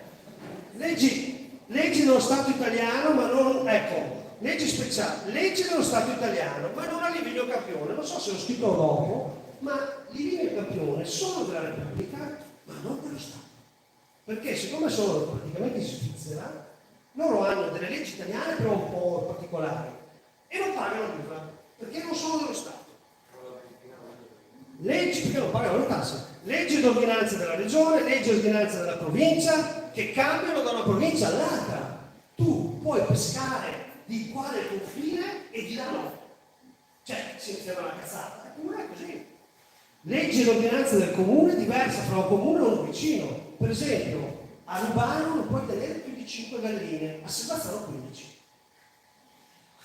Adesso mi trasferirò per farmi le galline. Le regioni possono svolgere il referendum, però sempre in base allo statuto. Allora, adesso io qui entravo nel discorso degli statuti, perché nello statuto vecchio, quello che poi è stato sostituito dallo statuto di Zaia, c'era la possibilità, che si può esercitare ugualmente, di indipendenza, ma ne parlerò un'altra volta. Torniamo al percorso delle nostre comprensione del diritto. Nella realtà le autonomie locali vengono calpestate e le stesse regioni non esercitano le loro competenze fino in fondo, per esempio le banche a carattere regionale. Se vuoi scriverti, Francesca, su www.repubblica.info c'è il progetto di legge da sottoporre a approvazione popolare, cioè devi raccogliere le firme per portarlo in regione, che istituisce questa roba delle banche a carattere regionale, che sarebbe una cosa che potrebbe, perché allora, come spiegava Francesca, per esempio, le nostre banche potrebbero andare a prendere i soldi alla BCE direttamente a tasso 0, 3, 1, 2. Capite? I comuni potrebbero invece di prendere soldi all'8% prenderli all'1, 0, 1, 2%, tramite l'applicazione di questo articolo della Costituzione che parla di banche a carattere regionale. Comunque, Francesca casomai farà da intermediaria su questa cosa se si vuole fare. Io non ci credo, però. La riforma del 2016 proposta da Renzi azzerava completamente le autonomie delle regioni. Siccome loro volevano fare i pozzi di petrolio dove volevano, perché c'erano gli amici dei petrolieri, questo quello, praticamente avevano inserito nella nuova Costituzione fatta da Boschi e quant'altro che c'era la clausola di supremazia. Cioè praticamente il governo poteva passare sopra tutte le leggi speciali, regionali, tutta la gerarchia delle fonti, dicendo che era interesse nazionale. E chi lo stabilisce? Il governo. Cos'è? Aspetta, uniformità economica. Cioè, quelli sono poveri, quelli sono ricchi, allora via. E poi c'era un'altra clausola ancora, interesse nazionale, avevo detto, quindi passavano sopra a tutta la Costituzione. Per fortuna, ma per caso, penso io, non è passata. Attenzione che nel 2000, dunque la devoluzione delle autonomie regionali chiesta nel 2017 poteva essere fatta nel 2001 senza attendere il referendum, questo ve l'ho detto. Attenzione che ci sono, allora qua mi sono dimenticato, forse l'ho scritto dopo, che anche la devolution del 2006 cancellava competenze delle regioni. E quello la sponsorizzava la Lega.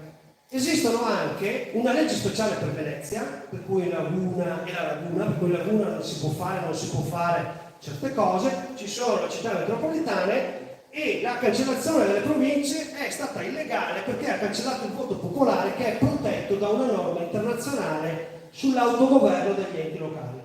Prendetevela così, perché tanto ormai sono passati anni. Attenzione, nel codice civile noi abbiamo le preleggi che ti dicono quali sono le fonti del diritto. Cioè, avete visto tutta la pila di roba. Questa delle preleggi è molto precedente, addirittura precedente alla Costituzione, però è tuttora legge. Però fa una sintesi suprema su tutto quella pappardella e ti dice che sono fonti del diritto, quindi valgono come leggi, le leggi.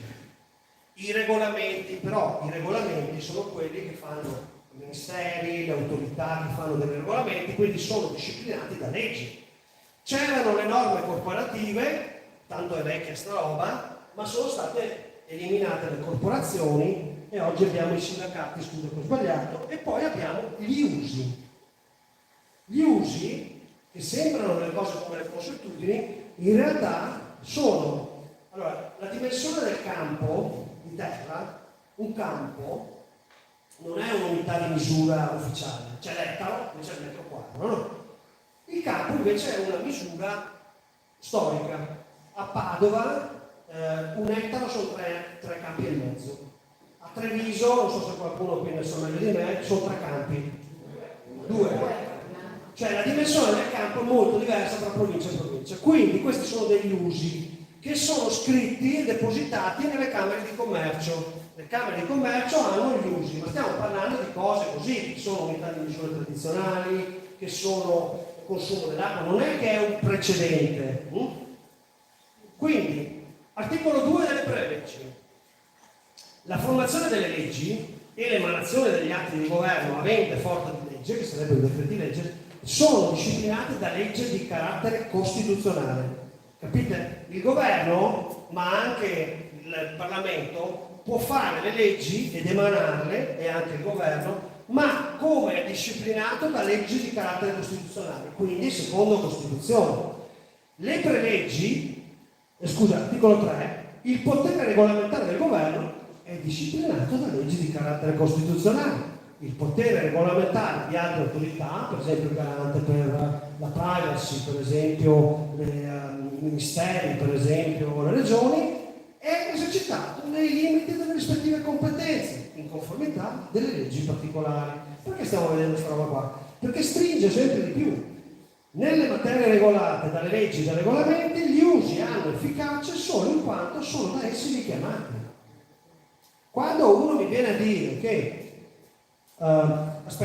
gli usi pubblicati nelle raccolte ufficiali degli enti e degli organi a ciò autorizzati si presumono esistenti fino a prova contraria. Vediamo se.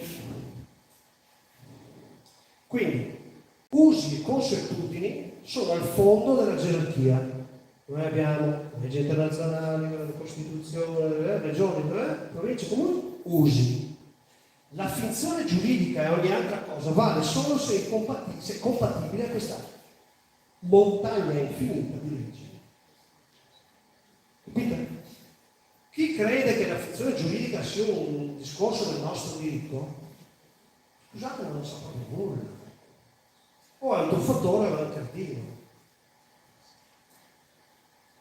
Adesso vediamo una legge per me molto importante, internazionale, ratificata dall'Italia. Poi ve ne faccio vedere un'altra e a quel punto secondo me la serata è finita. Di questa legge, che è importantissima, leggetevela prima della Costituzione, perché questa, essendo legge ratificata, è legge. La Costituzione è una legge inferiore nella gerarchia delle fonti. Questo patto internazionale sui diritti civili e politici è stato fatto dall'ONU nel 66, è entrato in vigore nel diritto internazionale nel 76 perché lo stesso patto dice i trattati internazionali sono stati così: quando avranno firmato 5 persone, 5 stati, entra in vigore, per cui è entrato in vigore nel 76, ma l'Italia con molta calma ha fatto la ratifica e l'ordine di esecuzione, che vuol dire è legge, nel ottobre 77, un anno e mezzo dopo. Perché sai, quando c'è da tutelare i diritti c'è molta calma, quando c'è da riscuotere i soldi c'è molta fretta. Per cui noi in Italia abbiamo un diritto civile lentissimo e un diritto finanziario illegale, che si chiamano commissioni tributarie, abolite dalla Costituzione, rapidissimo. Se devi dei soldi te li vengono a prendere in 3 giorni. Se devi avere i tuoi diritti, 5-6 anni? 20? Mai? Allora, il patto internazionale sui diritti civili, se potete, scaricatelo, leggetelo, imparate la memoria, come l'Ave Maria. Perché? Perché ci sono i diritti individuali, il diritto di sposarsi con chi vuole, il diritto di non essere sposato con qualcuno che ti ha deciso, essere processati solo per una legge che era in vigore prima del fatto commesso, avere un giudice imparziale e indipendente, c'è il diritto a non essere, c'è il diritto di vivere non nella paura, di essere liberi dalla paura. Pensate che bello. Un diritto liberi dalla paura. Quindi il nostro governo sta decisamente violando questo diritto. Ma guardate, io adesso perché vi ho fatto? Adesso con la legge, con la Costituzione, articolo 10 della Costituzione ratificato, qui c'è la nostra porta di libertà che dimostra nel contempo che noi abbiamo un governo eversivo, attentatore della Costituzione, in particolare dei diritti umani, articolo 2. Questi sono diritti civili e politici e dei diritti umani. Articolo 7, vi leggo questo proprio. Nessuno, vi ripeto, il patto internazionale è lungo, ci vuole 3 giorni a studiarlo tutto e a capirlo, però questo è un articoletto che è capitato fuori una serata di presentazione che me l'ho dimenticato perché io questo qui l'ho letto nel 96 la prima volta, questo patto. Nessuno può essere sottoposto.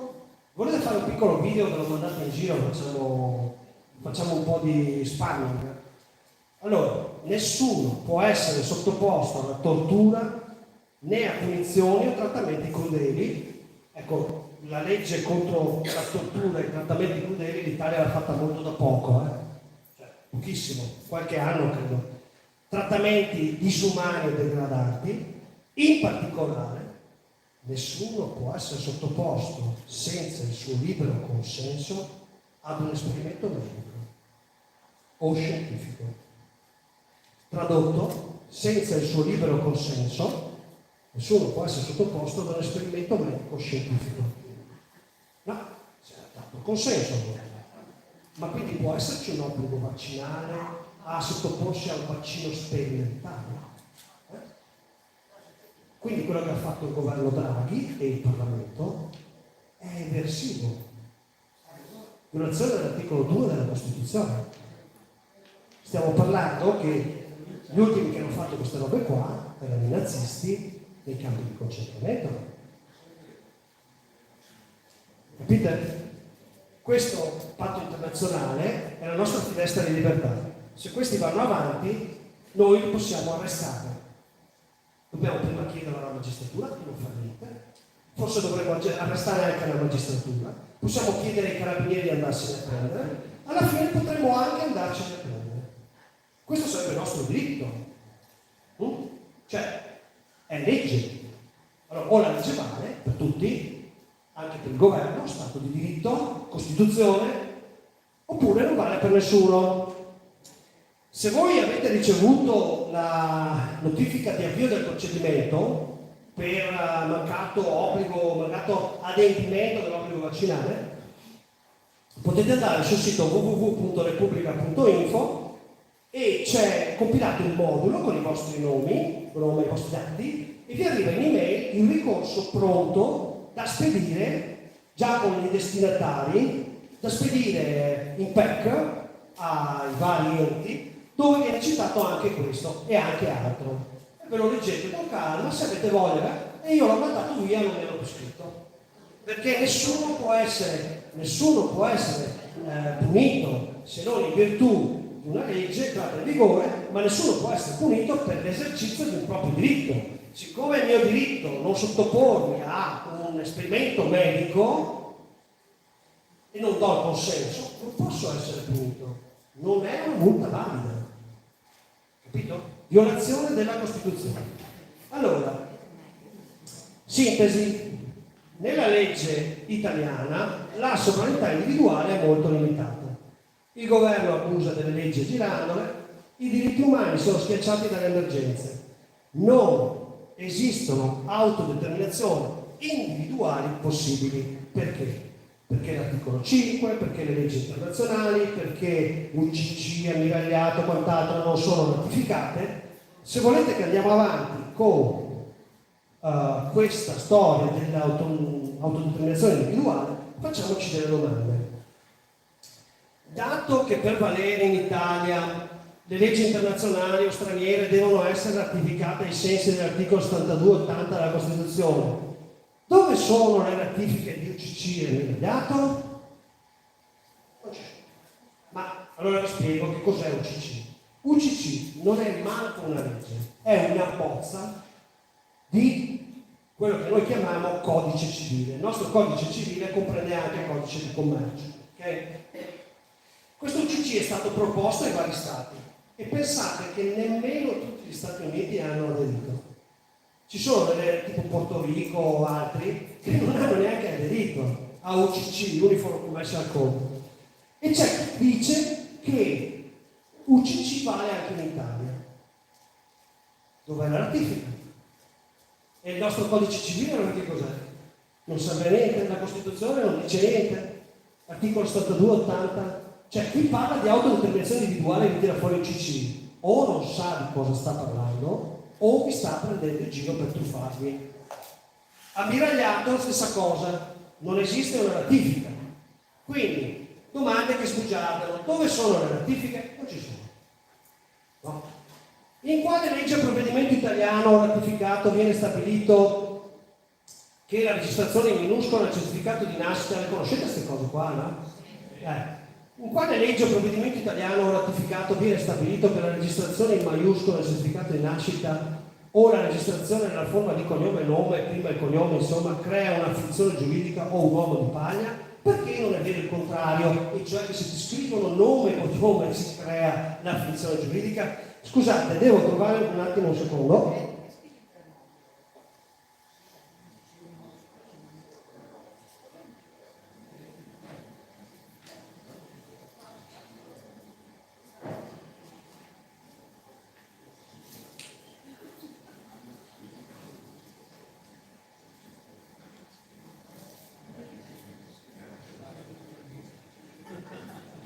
Allora adesso trovo un trattato internazionale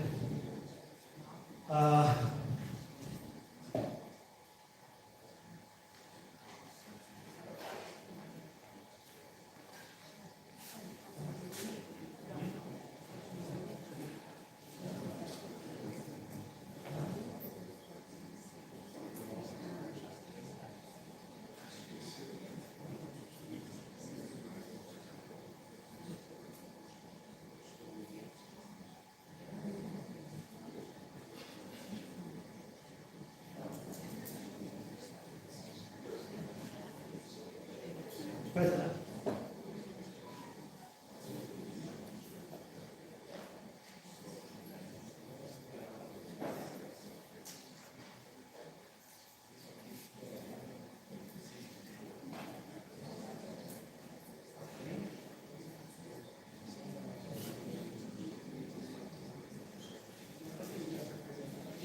Eccolo qua.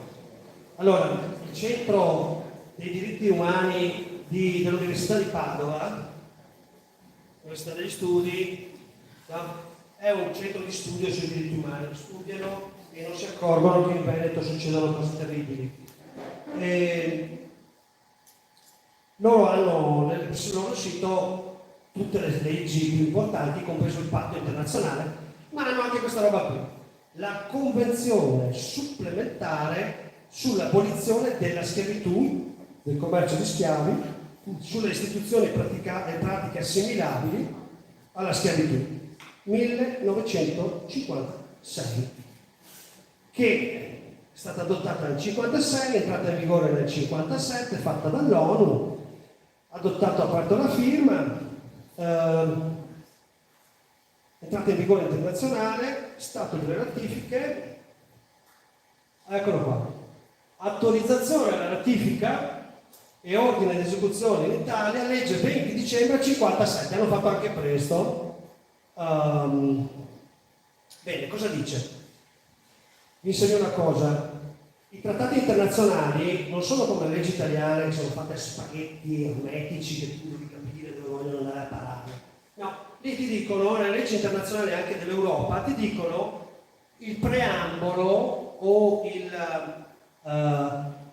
si chiama, scusami, il considerato ti mettono le motivazioni, però il preambolo e il considerato non sono leggi a meno che non ci sia scritto sotto. Quindi qua c'è scritto che gli stati, considerando, discutendo, bla bla bla bla bla bla, a noi non ci interessa perché non è legge, o meglio ci interessa così come studio, ma non è legge. E dice, istituzione pratica analoga alla scrittura. Ogni Stato parte del presente convenzione prende in via amministrativa o altrimenti, cioè in altro modo, tutte le misure attuali e necessarie per ottenere progressivamente quanto prima l'abolizione completa o l'abbandono delle istituzioni e delle pratiche seguenti, laddove sussistano sia o non siano rientrate nella definizione di schiavitù di cui articolo 1 della Convenzione di Ginevra. Praticamente la schiavitù per debiti, ossia lo stato o la condizione di chi, essendo debitore, sia obbligato a fornire a garanzia di un debito i suoi servizi a quella persona soggetta, eccetera. Il servaggio come servitù della gleba, ogni istituzione o pratica secondo la quale una donna a cui spetti il diritto di sottrarsi sia promessa o data in matrimonio, il matrimonio, il marito di una donna, una famiglia, eccetera. Insomma, questa convenzione vieta la riduzione in schiavitù, il trasporto, il commercio, la riduzione in servitù, che è quello stato per cui tu legalmente non sei schiavo ma lo sei di fatto. Questa convenzione vieta totalmente la riduzione in schiavitù. A parte che in Costituzione ci sono i diritti umani, a parte che nel codice penale c'è la riduzione in schiavitù, è tanto grave, no? Quando trovano queste ragazzine che vengono portate via dai loro paesi di origine e ridotte a fare gli schiavi del sesso, giusto? Ecco, è una cosa molto brutta, no? Perché forse non lo sapete, ma quelle ragazzine là gli dicono: se tu torni a casa noi ti ammazziamo i parenti. Non è che possono neanche ribellarsi. E tutta questa roba qui vieta la schiavitù. Ora voi mi potete spiegare con quale criterio, raziocinio, conoscenza uno ti viene a dire che se viene scritto in minuscolo o no, cognome e nome all'anagrafe diventi schiavo? Io non lo capisco, non penso che sia una cazzata, penso che sia proprio una stupidaggine totale, di un'ignoranza bieca. E perché lo scrivono in 3 modi? Che 3 modi? Sì, sono scritto in 3 modi la sua nome. Dopo le domande. Facciamo dopo le domande. Allora, torniamo, ma anche fossero 55 modi, uno solo di quei modi può ridurre in schiavitù? No, è vietato dalla legge. Anche fossero 3000 modi, uno solo di quei modi può ridurre in schiavitù? No, è vietato dalla legge, non è legge ratificata dal codice penale. Non si può accettare semplicemente che è una stupidaggine. Non lo so. Non lo so. Ma la schiavitù è uno stato, una condizione giuridica, giusto? È scritta lì cos'è una schiavitù, giusto? Poi se tu mi stai dicendo che siamo uno stato, non so, apparentabile alla merda, ok? Allora d'accordo, sì, ma è una condizione di fatto, non di diritto. Ok, allora la condizione, io sto parlando di diritto, però se tu mi dici che di fatto siamo così è un discorso, se tu mi dici che legalmente siamo così, allora no, se tu mi dici che legalmente tu fai la determinazione dei liberi, è una cazzata, perché legalmente non è così, sarà di fatto, ma non di legge, come vuoi tu, ma non è attraverso la dichiarazione di fede in una legge divina scritta con gli inchiostri di colori differenziati che diventerai liberi, perché è semplicemente una cosa da debiti di una setta, non di diritto. Il diritto non è questo il diritto. Il diritto è Costituzione, leggi, sistema, leggi internazionali. Se vuoi la tua libertà la devi trovare nelle fonti del diritto. Se no stai facendo una pratica religiosa che non ha nessun valore legale. E se poi ti trovi, come la Barbara Banco, con il bar murato, 28.000 euro di danni, di multe. La Barbara Banco è una che trovate su internet a Borgo Valsugana. Io ho cercato di farla resistere, ma purtroppo quando uno ha la fede, anche gli islamici si fanno sparare con la bomba, convinti, alcuni islamici, convinti di avere non so quante vergini per loro nel paradiso. Ma non è una questione di legge, di giustizia, di diritto, è una questione di fede che non condivido ovviamente. Allora se uno dice perché no, ma tu, adesso ci arriviamo alla corporation, allora questa Barbara Banco ha detto no, tu sei l'agente della corporation, allora io non eseguo il tuo proposta di contratto, e si trova, va chiuso, multe per 28.000 euro, 8 anni di carcere di imputazione. Barbara Banco a Borgo Valsugana. È una delle tante disgraziate che è finita male per aver creduto a queste cose. Adesso non trovo più, modifica, visualizza, schermo interno. Ci diamo un tempo, Lori? Sì, ho quasi finito. Allora, sì.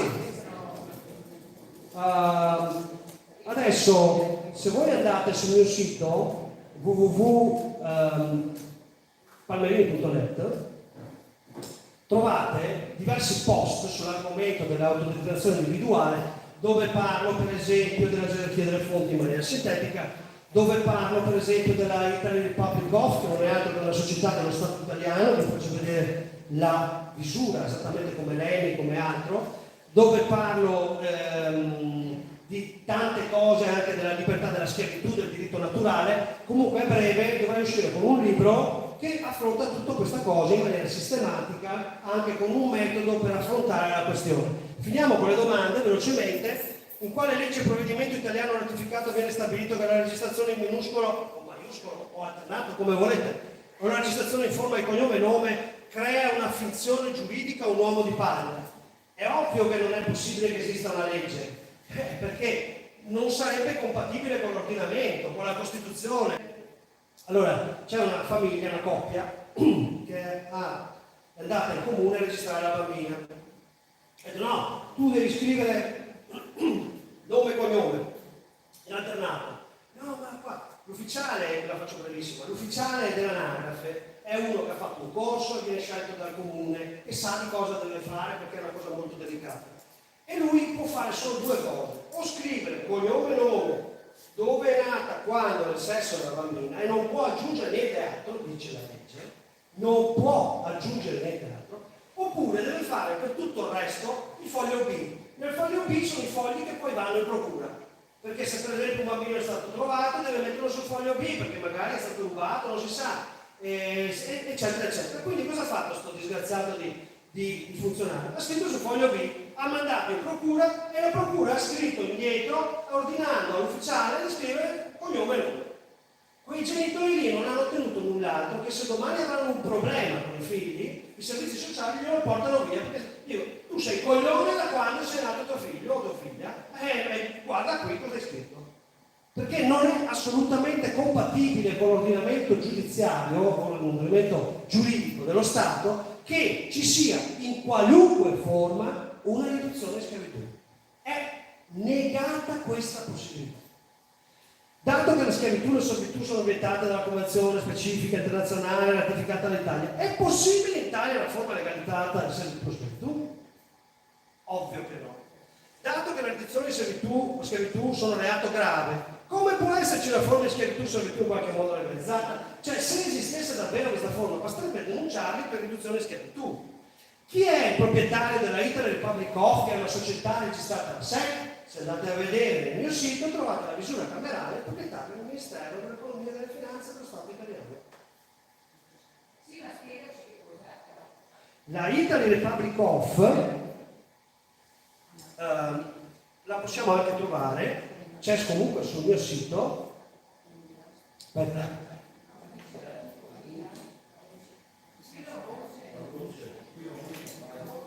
Allora, gli stati, come vi ho detto subito, possono fare delle attività private. Se vi ricordate, negli anni 70-80 avevamo una montagna di banche statali, Banca Nazionale del Lavoro, Banco di Roma, tutti falliti dalle ruberie dello Stato, dei governanti. Adesso abbiamo ancora il Monte di Paschi. Il Monte di Paschi è privato, però continuano a metterci soldi statali nostri. Bene. Abbiamo un sacco di aziende ancora molto grandi come Stato italiano. Abbiamo l'ENI, che è un colosso internazionale del petrolio. Quello che è rimasto. Sì, ma no, però l'ENI, se deve andare in Russia a estrarre il petrolio oppure nel Maghreb o dovunque altro, cosa fa?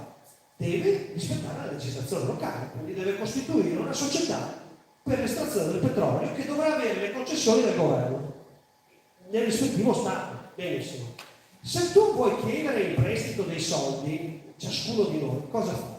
O va in banca o va da una finanziaria internazionale, oppure se sei una società puoi chiedere soldi al mercato in prestito o come vendita di azioni. Lo Stato italiano per indebitarsi cosa fa? Va nelle varie borse e dice io vendo dei debiti, cioè fra 5 anni mi restituisco i soldi con tot interessi, in più o in meno, ci sono varie forme. E allora praticamente va lì e dice vendo 8 miliardi scadenza 2023, tasso 7%, la gente li compra perché sa che ha un interesse, ok? Bene, per fare questa operazione lo Stato deve creare delle società che operano nelle singole giurisdizioni, delle banche, degli istituti di qualche tipo.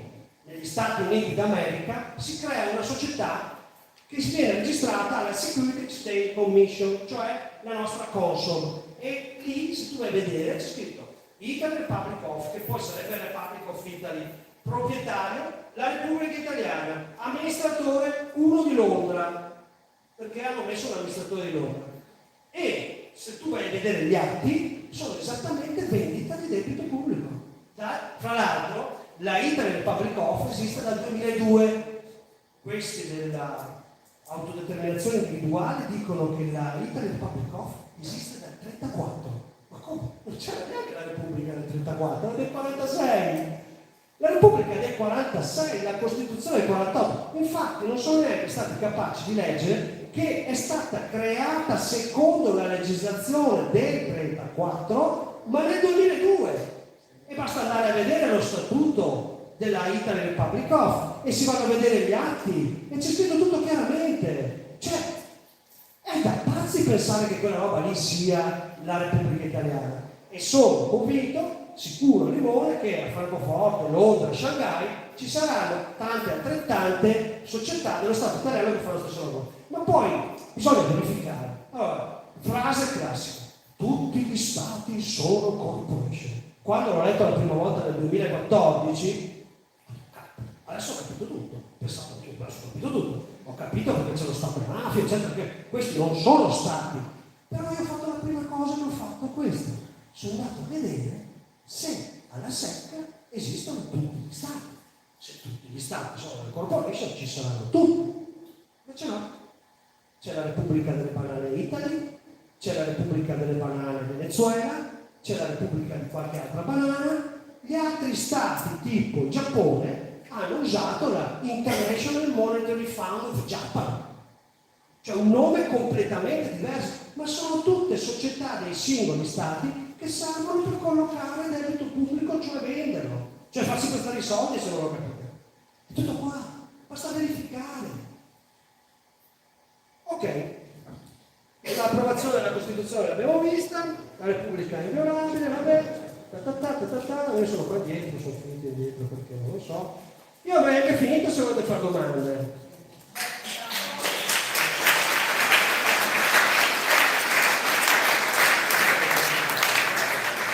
Se mi permettete un minuto prima delle domande, vi do anche qualcosa di buono a tornare a casa.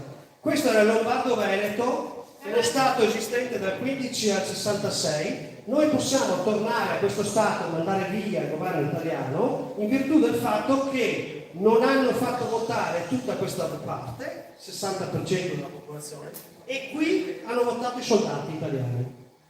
Volete sapere dove ho trovato la prova? Nella Gazzetta Ufficiale. In realtà sera la facciamo Sul piano Z, con 400 patrioti che mettono 1.000 euro possiamo liberarci, ce ne servono 300 ormai. 1.000 euro a testa. Avanti con le domande. Allora, abbiamo un problema tecnico stasera. No. Sì, perché lì è successo qualcosa dei microfoni, per cui non c'è il secondo microfono da passare. Per cui chi vuole fare una domanda vieni qua. Ah, ok. Perché voglio che sia registrato bene. Domande? Qua. Se no non vado avanti io, no. Ah, va bene, sei disoccupato. Mi scusi, parlando di moneta, mi potrebbe spiegare cos'è la moneta scritturale, per cortesia? Non lo dico, ma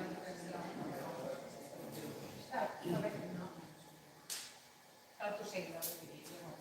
Sì, non sarebbe, è un tema abbastanza complicato che adesso spiegare in 2 parole non ha senso. Comunque, diciamo che di fatto la banca, quando tu porti, la spiego molto banalmente, non proprio tecnica.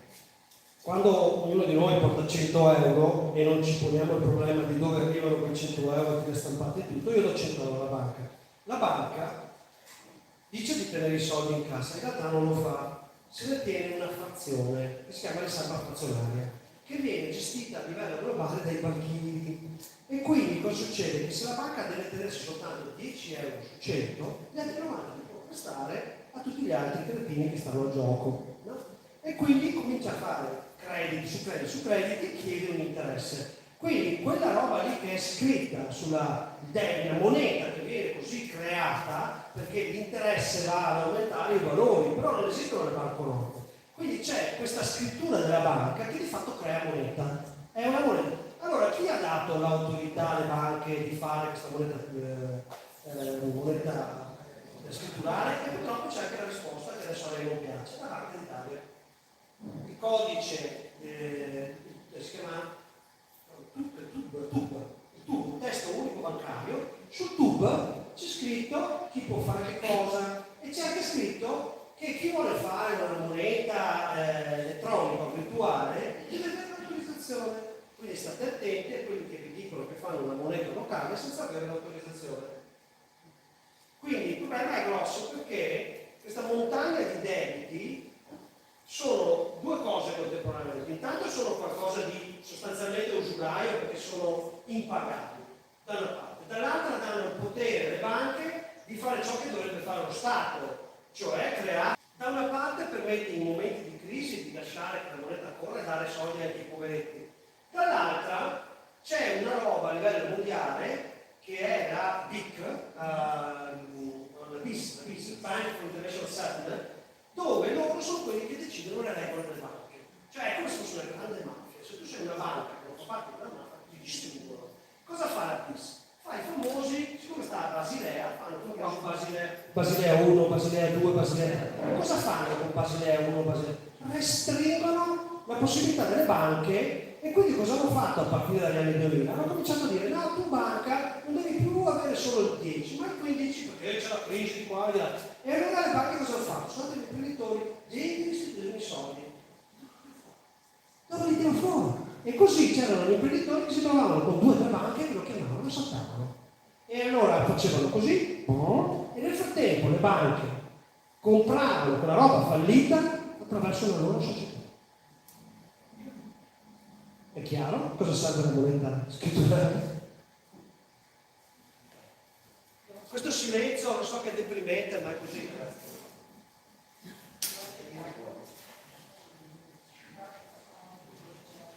Ho una domanda un po'. Con rispetto all'autodeterminazione dei popoli, non personali, questi che si autodeterminano come popoli dicono che lo fanno perché non riconoscono in Italia uno Stato legale, dicono che è uno Stato truffa. Questo adesso l'ho chiusa. Allora, nel 1971 il Parlamento ha fatto lo statuto della Regione Veneto, quindi la legge costituzionale, che sappiamo che è di valore alto. E lì era previsto diritto di autodeterminazione del popolo veneto. Nel 77 è entrato in vigore il patto internazionale sui diritti civili che parla di autodeterminazione dei popoli. Io insieme ad altri due abbiamo iniziato l'autodeterminazione del popolo veneto, l'abbiamo portata in magistratura, mi sono preso le denunce, è stata riconosciuta legale, stiamo andando avanti, abbiamo già ottenuto che nel 2010 lo Stato italiano ha cancellato l'annessione del 1866. E dal 2012 però questa cosa non è più possibile, perché la Regione Veneto ha fatto una nuova legge dove dice che il popolo veneto fa parte della Regione Veneto, cioè dell'Italia. Quella legge non vale niente, noi abbiamo fatto l'autodeterminazione prima. Quelli che parlano dell'autodeterminazione o ti stanno prendendo in giro perché non sanno di cosa parlano, perché l'autodeterminazione del 2012 legalmente non si può più fare, perché per essere un popolo tu devi avere un riconoscimento legale. Perché ti dico questo? Guardiamo la Catalogna. La Catalogna sono una regione autonoma, sono una minoranza linguistica, cioè hanno una lingua diversa da quella ufficiale dello Stato, che è riconosciuta e tutelata, bilinguismo puro. Praticamente sono in una situazione come quella della provincia di Bolzano da noi, però non sono riconosciuti come una nazione, come un popolo. Quando hanno provato a mettere apposta nello statuto della Catalogna che era una nazione, il governo è intervenuto a commissariato subito, ha bloccato tutto. Noi, per una serie di fattori storici, avevamo questo scritto che noi siamo il popolo veneto nello statuto della regione del 71. Quindi l'autodeterminazione si poteva fare, noi l'abbiamo fatta, la possiamo continuare, la stiamo continuando, fermo restando che comunque sono stato io nel 2007 a dimostrare con il libro La Repubblica Mai Nata e sul sito che l'Italia non ha mai avuto legalità sul Lombardo-Veneto, non sul Veneto. Il Veneto è una creazione artificiale dello Stato occupante, come il Friuli Venezia Giulia. La Lombardia invece era nata prima, l'hanno creata gli austriaci, ma non è mai risposto all'identità. Il Lombardo-Veneto è uno Stato, c'è un trattato, adesso ve lo faccio vedere, questo può essere l'oggetto di un'altra serata. C'è un trattato del 1866 che prevedeva proprio il diritto di voto, eccolo qua, c'è tutta la storia, il trattato, eccolo qua, vedete nel trattato di Vienna c'era scritto che noi avevamo riserva del consenso delle popolazioni debitamente consultate, però non è il tema della serata. L'autodeterminazione del popolo veneto e il ritorno al Lombardo-Veneto è possibile, lo stiamo facendo. Chi dice di essere in guerra non armato evidentemente o è un cretino non sa di cosa parla. Chi dice di aver fatto l'autodeterminazione dopo il 2012 o è un cretino o non sa cosa sta parlando, poi sta prendendo in giro. E c'è tanta gente che sta raccogliendo soldi, ma sono soldi buttati via. Sul mio sito trovate spiegato perché questo percorso è legale, gli altri percorsi non lo sono. Domande sul tema della serata? Sì, restiamo sul tema della serata.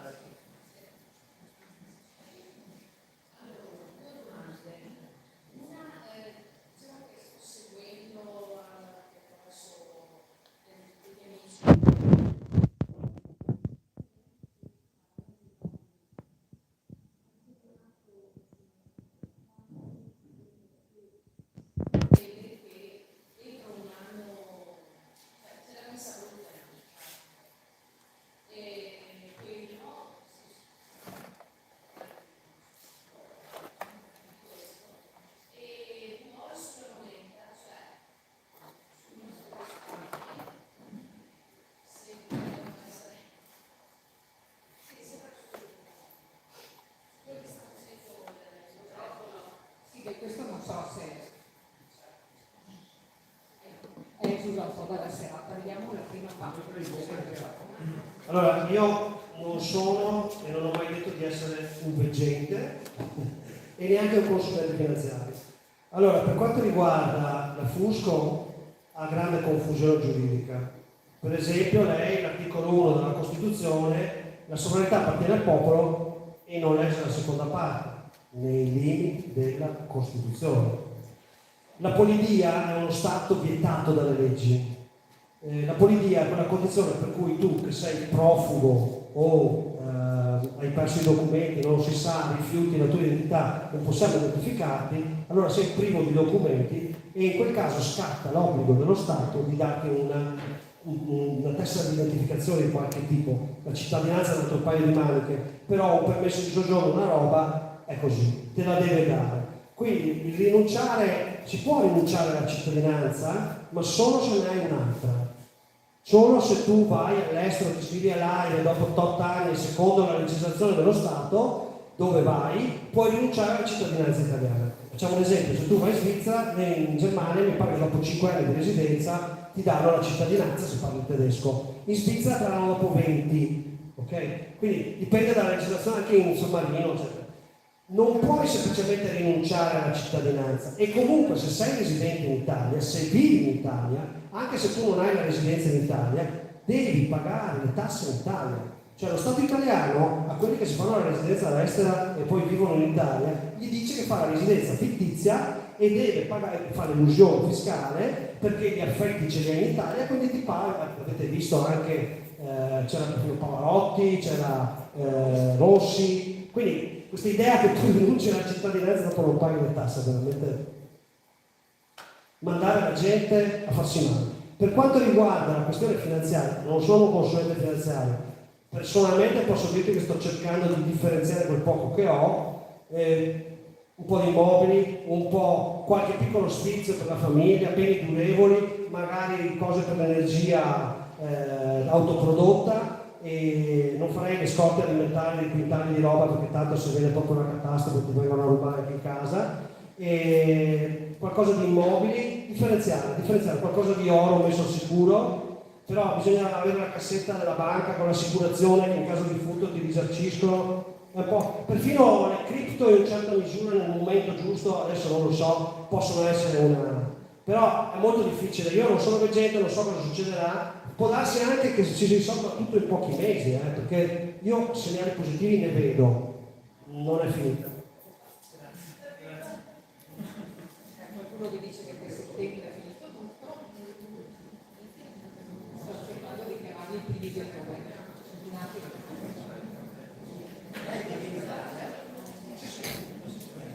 Pronto? Scusi, riguardo la rappresentanza del popolo, cioè il discorso dei partiti, del quorum, eccetera, non sono in realtà illegali. Il quorum? Sì, il quorum, il partito deve avere un quorum per essere eletto, tutte quelle robe lì.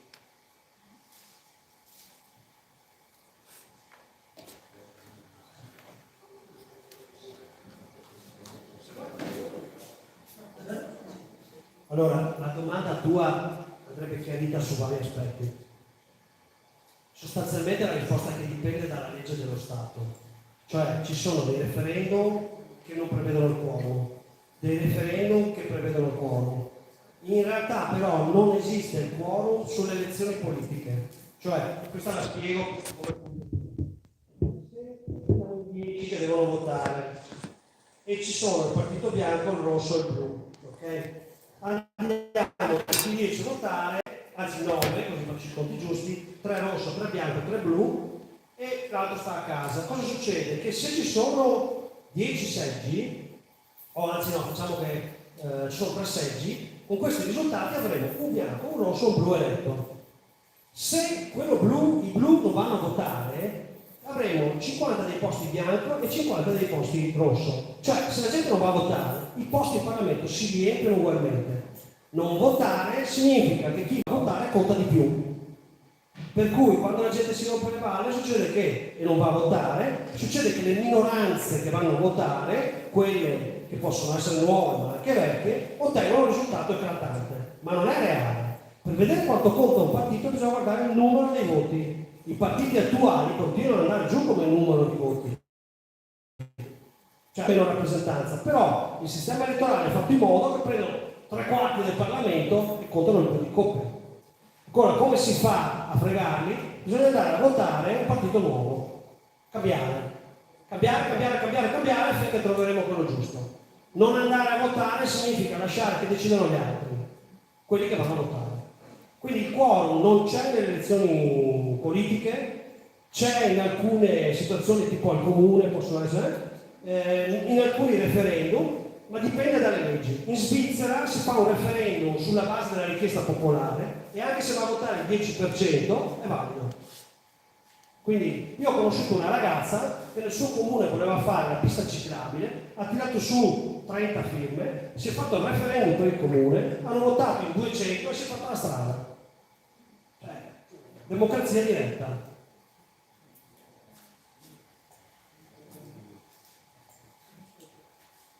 Da un punto di vista pratico, col discorso della schiavitù, uno potrebbe impugnare il discorso della vaccinazione dicendo il mio datore di lavoro ha tentato di indurmi in schiavitù, nel senso che se io non posso lavorare, non posso mangiare e devo scegliere questa cosa, cioè uno può scrivere no, mi state minacciando di schiavitù, cioè state imponendo un reato.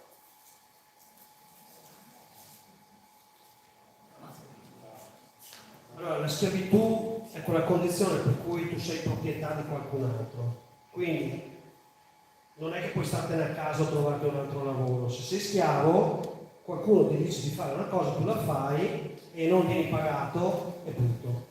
La riduzione di servitù è quando non c'è questa forma legale pubblica, ma sei nella stessa condizione. La situazione di uno che viene privato del lavoro, dei diritti fondamentali, sono danni che si chiamano danni patrimoniali, danni civili, danni morali, e c'è chi sta facendo le cause in questo senso e c'è anche chi sta avendo risultato, pochi, molto pochi, la magistratura, parliamo di cesso, però c'è qualcuno, qualcosa che si sta muovendo, per cui qualche segnale positivo c'è. Proprio l'altro giorno la Holzhausen, come si chiama, ha dichiarato che è venuta fuori una sentenza stratosferica, bellissima, fantastica, la spiega sul suo Telegram, quindi troverai tutti i documenti. Se tu hai un problema di questo genere, ti do quello come riferimento, perché io non sono avvocato, la Holzhausen, che però sarà piena di lavoro così. Ci sono diversi avvocati che stanno facendo questa lotta così, però è francamente eccessivo parlare di schiavitù. Schiavitù è quella ragazzina che viene costretta a fare la prostituta e niente pagata. No, non credo che esista il reato. Siccome nessuno può essere punito se non in virtù di un fatto previsto dalla legge prima che il fatto sia compiuto, non credo che esista il tentativo di riduzione. C'è il reato di riduzione, quello sì. C'è il danno patrimoniale, c'è la violazione dei diritti umani, ci sono tante altre fattispecie di legge che ti permettono di tutelarti, ma non sotto l'idea di schiavitù, perché non lo è, perché tu puoi prenderti le tue valigie e andartene all'estero su un paese migliore, non sei schiava che devi stare qua. Fra le varie possibilità si può prendere la valigia e andare via, non siamo schiavi, e guarda che se andate via il debito pubblico non vi segue. Non è vero che veniamo messi alla nascita registrati all'anagrafe perché così noi garantiamo il debito pubblico. Allora se uno va via si porta via il debito pubblico. No, il debito pubblico resta uguale, anche se c'è 1 milione in più, 1 milione in meno di cittadini. Quindi se tu te ne vai, sei lì, guarda, ci sono bei paesi dove andare. Il sud dell'Olanda perché al nord c'è una secessione in corso degli agricoltori, puoi andare in Florida se hai il visa eccetera. Spagna e Portogallo si sono rotti abbastanza e sembra che si stia abbastanza bene. Ci sono dei posti dove Croazia, molto comoda, hanno preso distanze su tutto, è 1 anno e mezzo che non ci sono le mascherine, ci sono dei posti. Noi siamo, allora il problema è che a voi manca la parte A della storia, quella che state vedendo è la parte B, ma forse anche la C o la D.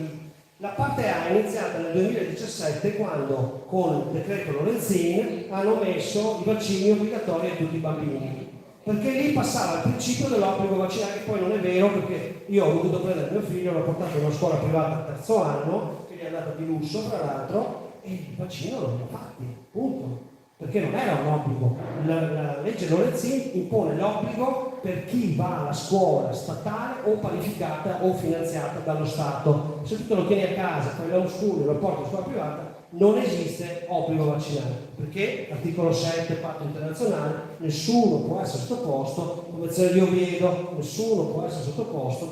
Quindi lì, con l'emergenza fasulla del morbillo, perché era totalmente fasulla, hanno fatto passare tutta una serie di meccanismi che poi hanno ripetuto. E allora noi siamo dentro la poesia di quel tedesco che diceva, adesso non mi ricordo qual era il nome, che diceva, sono venuti, parlava del nazismo, sono venuti a prendere i sindacalisti, io non ho detto niente perché non ero sindacalista, sono venuti a prendere gli zingari, non ho detto niente perché non ero zingaro, sono venuti a prendere bla bla bla, adesso sono venuti a prendere me e non c'è più nessuno che mi difende.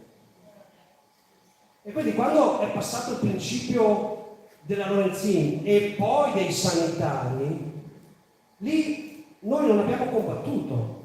Ma io sì, però... Ok, altre domande? Però attinenti all'argomento, se no... Non guardatevi troppi, se no chi resta c'è il debito più alto, a parte che continuo a dire che è una truffa per cui se ne potrebbe venire fuori facilmente. Non mi ricordo il nome di questa persona, però tra le voci, diciamo, che girano, nella PPT e simili, si parla di questa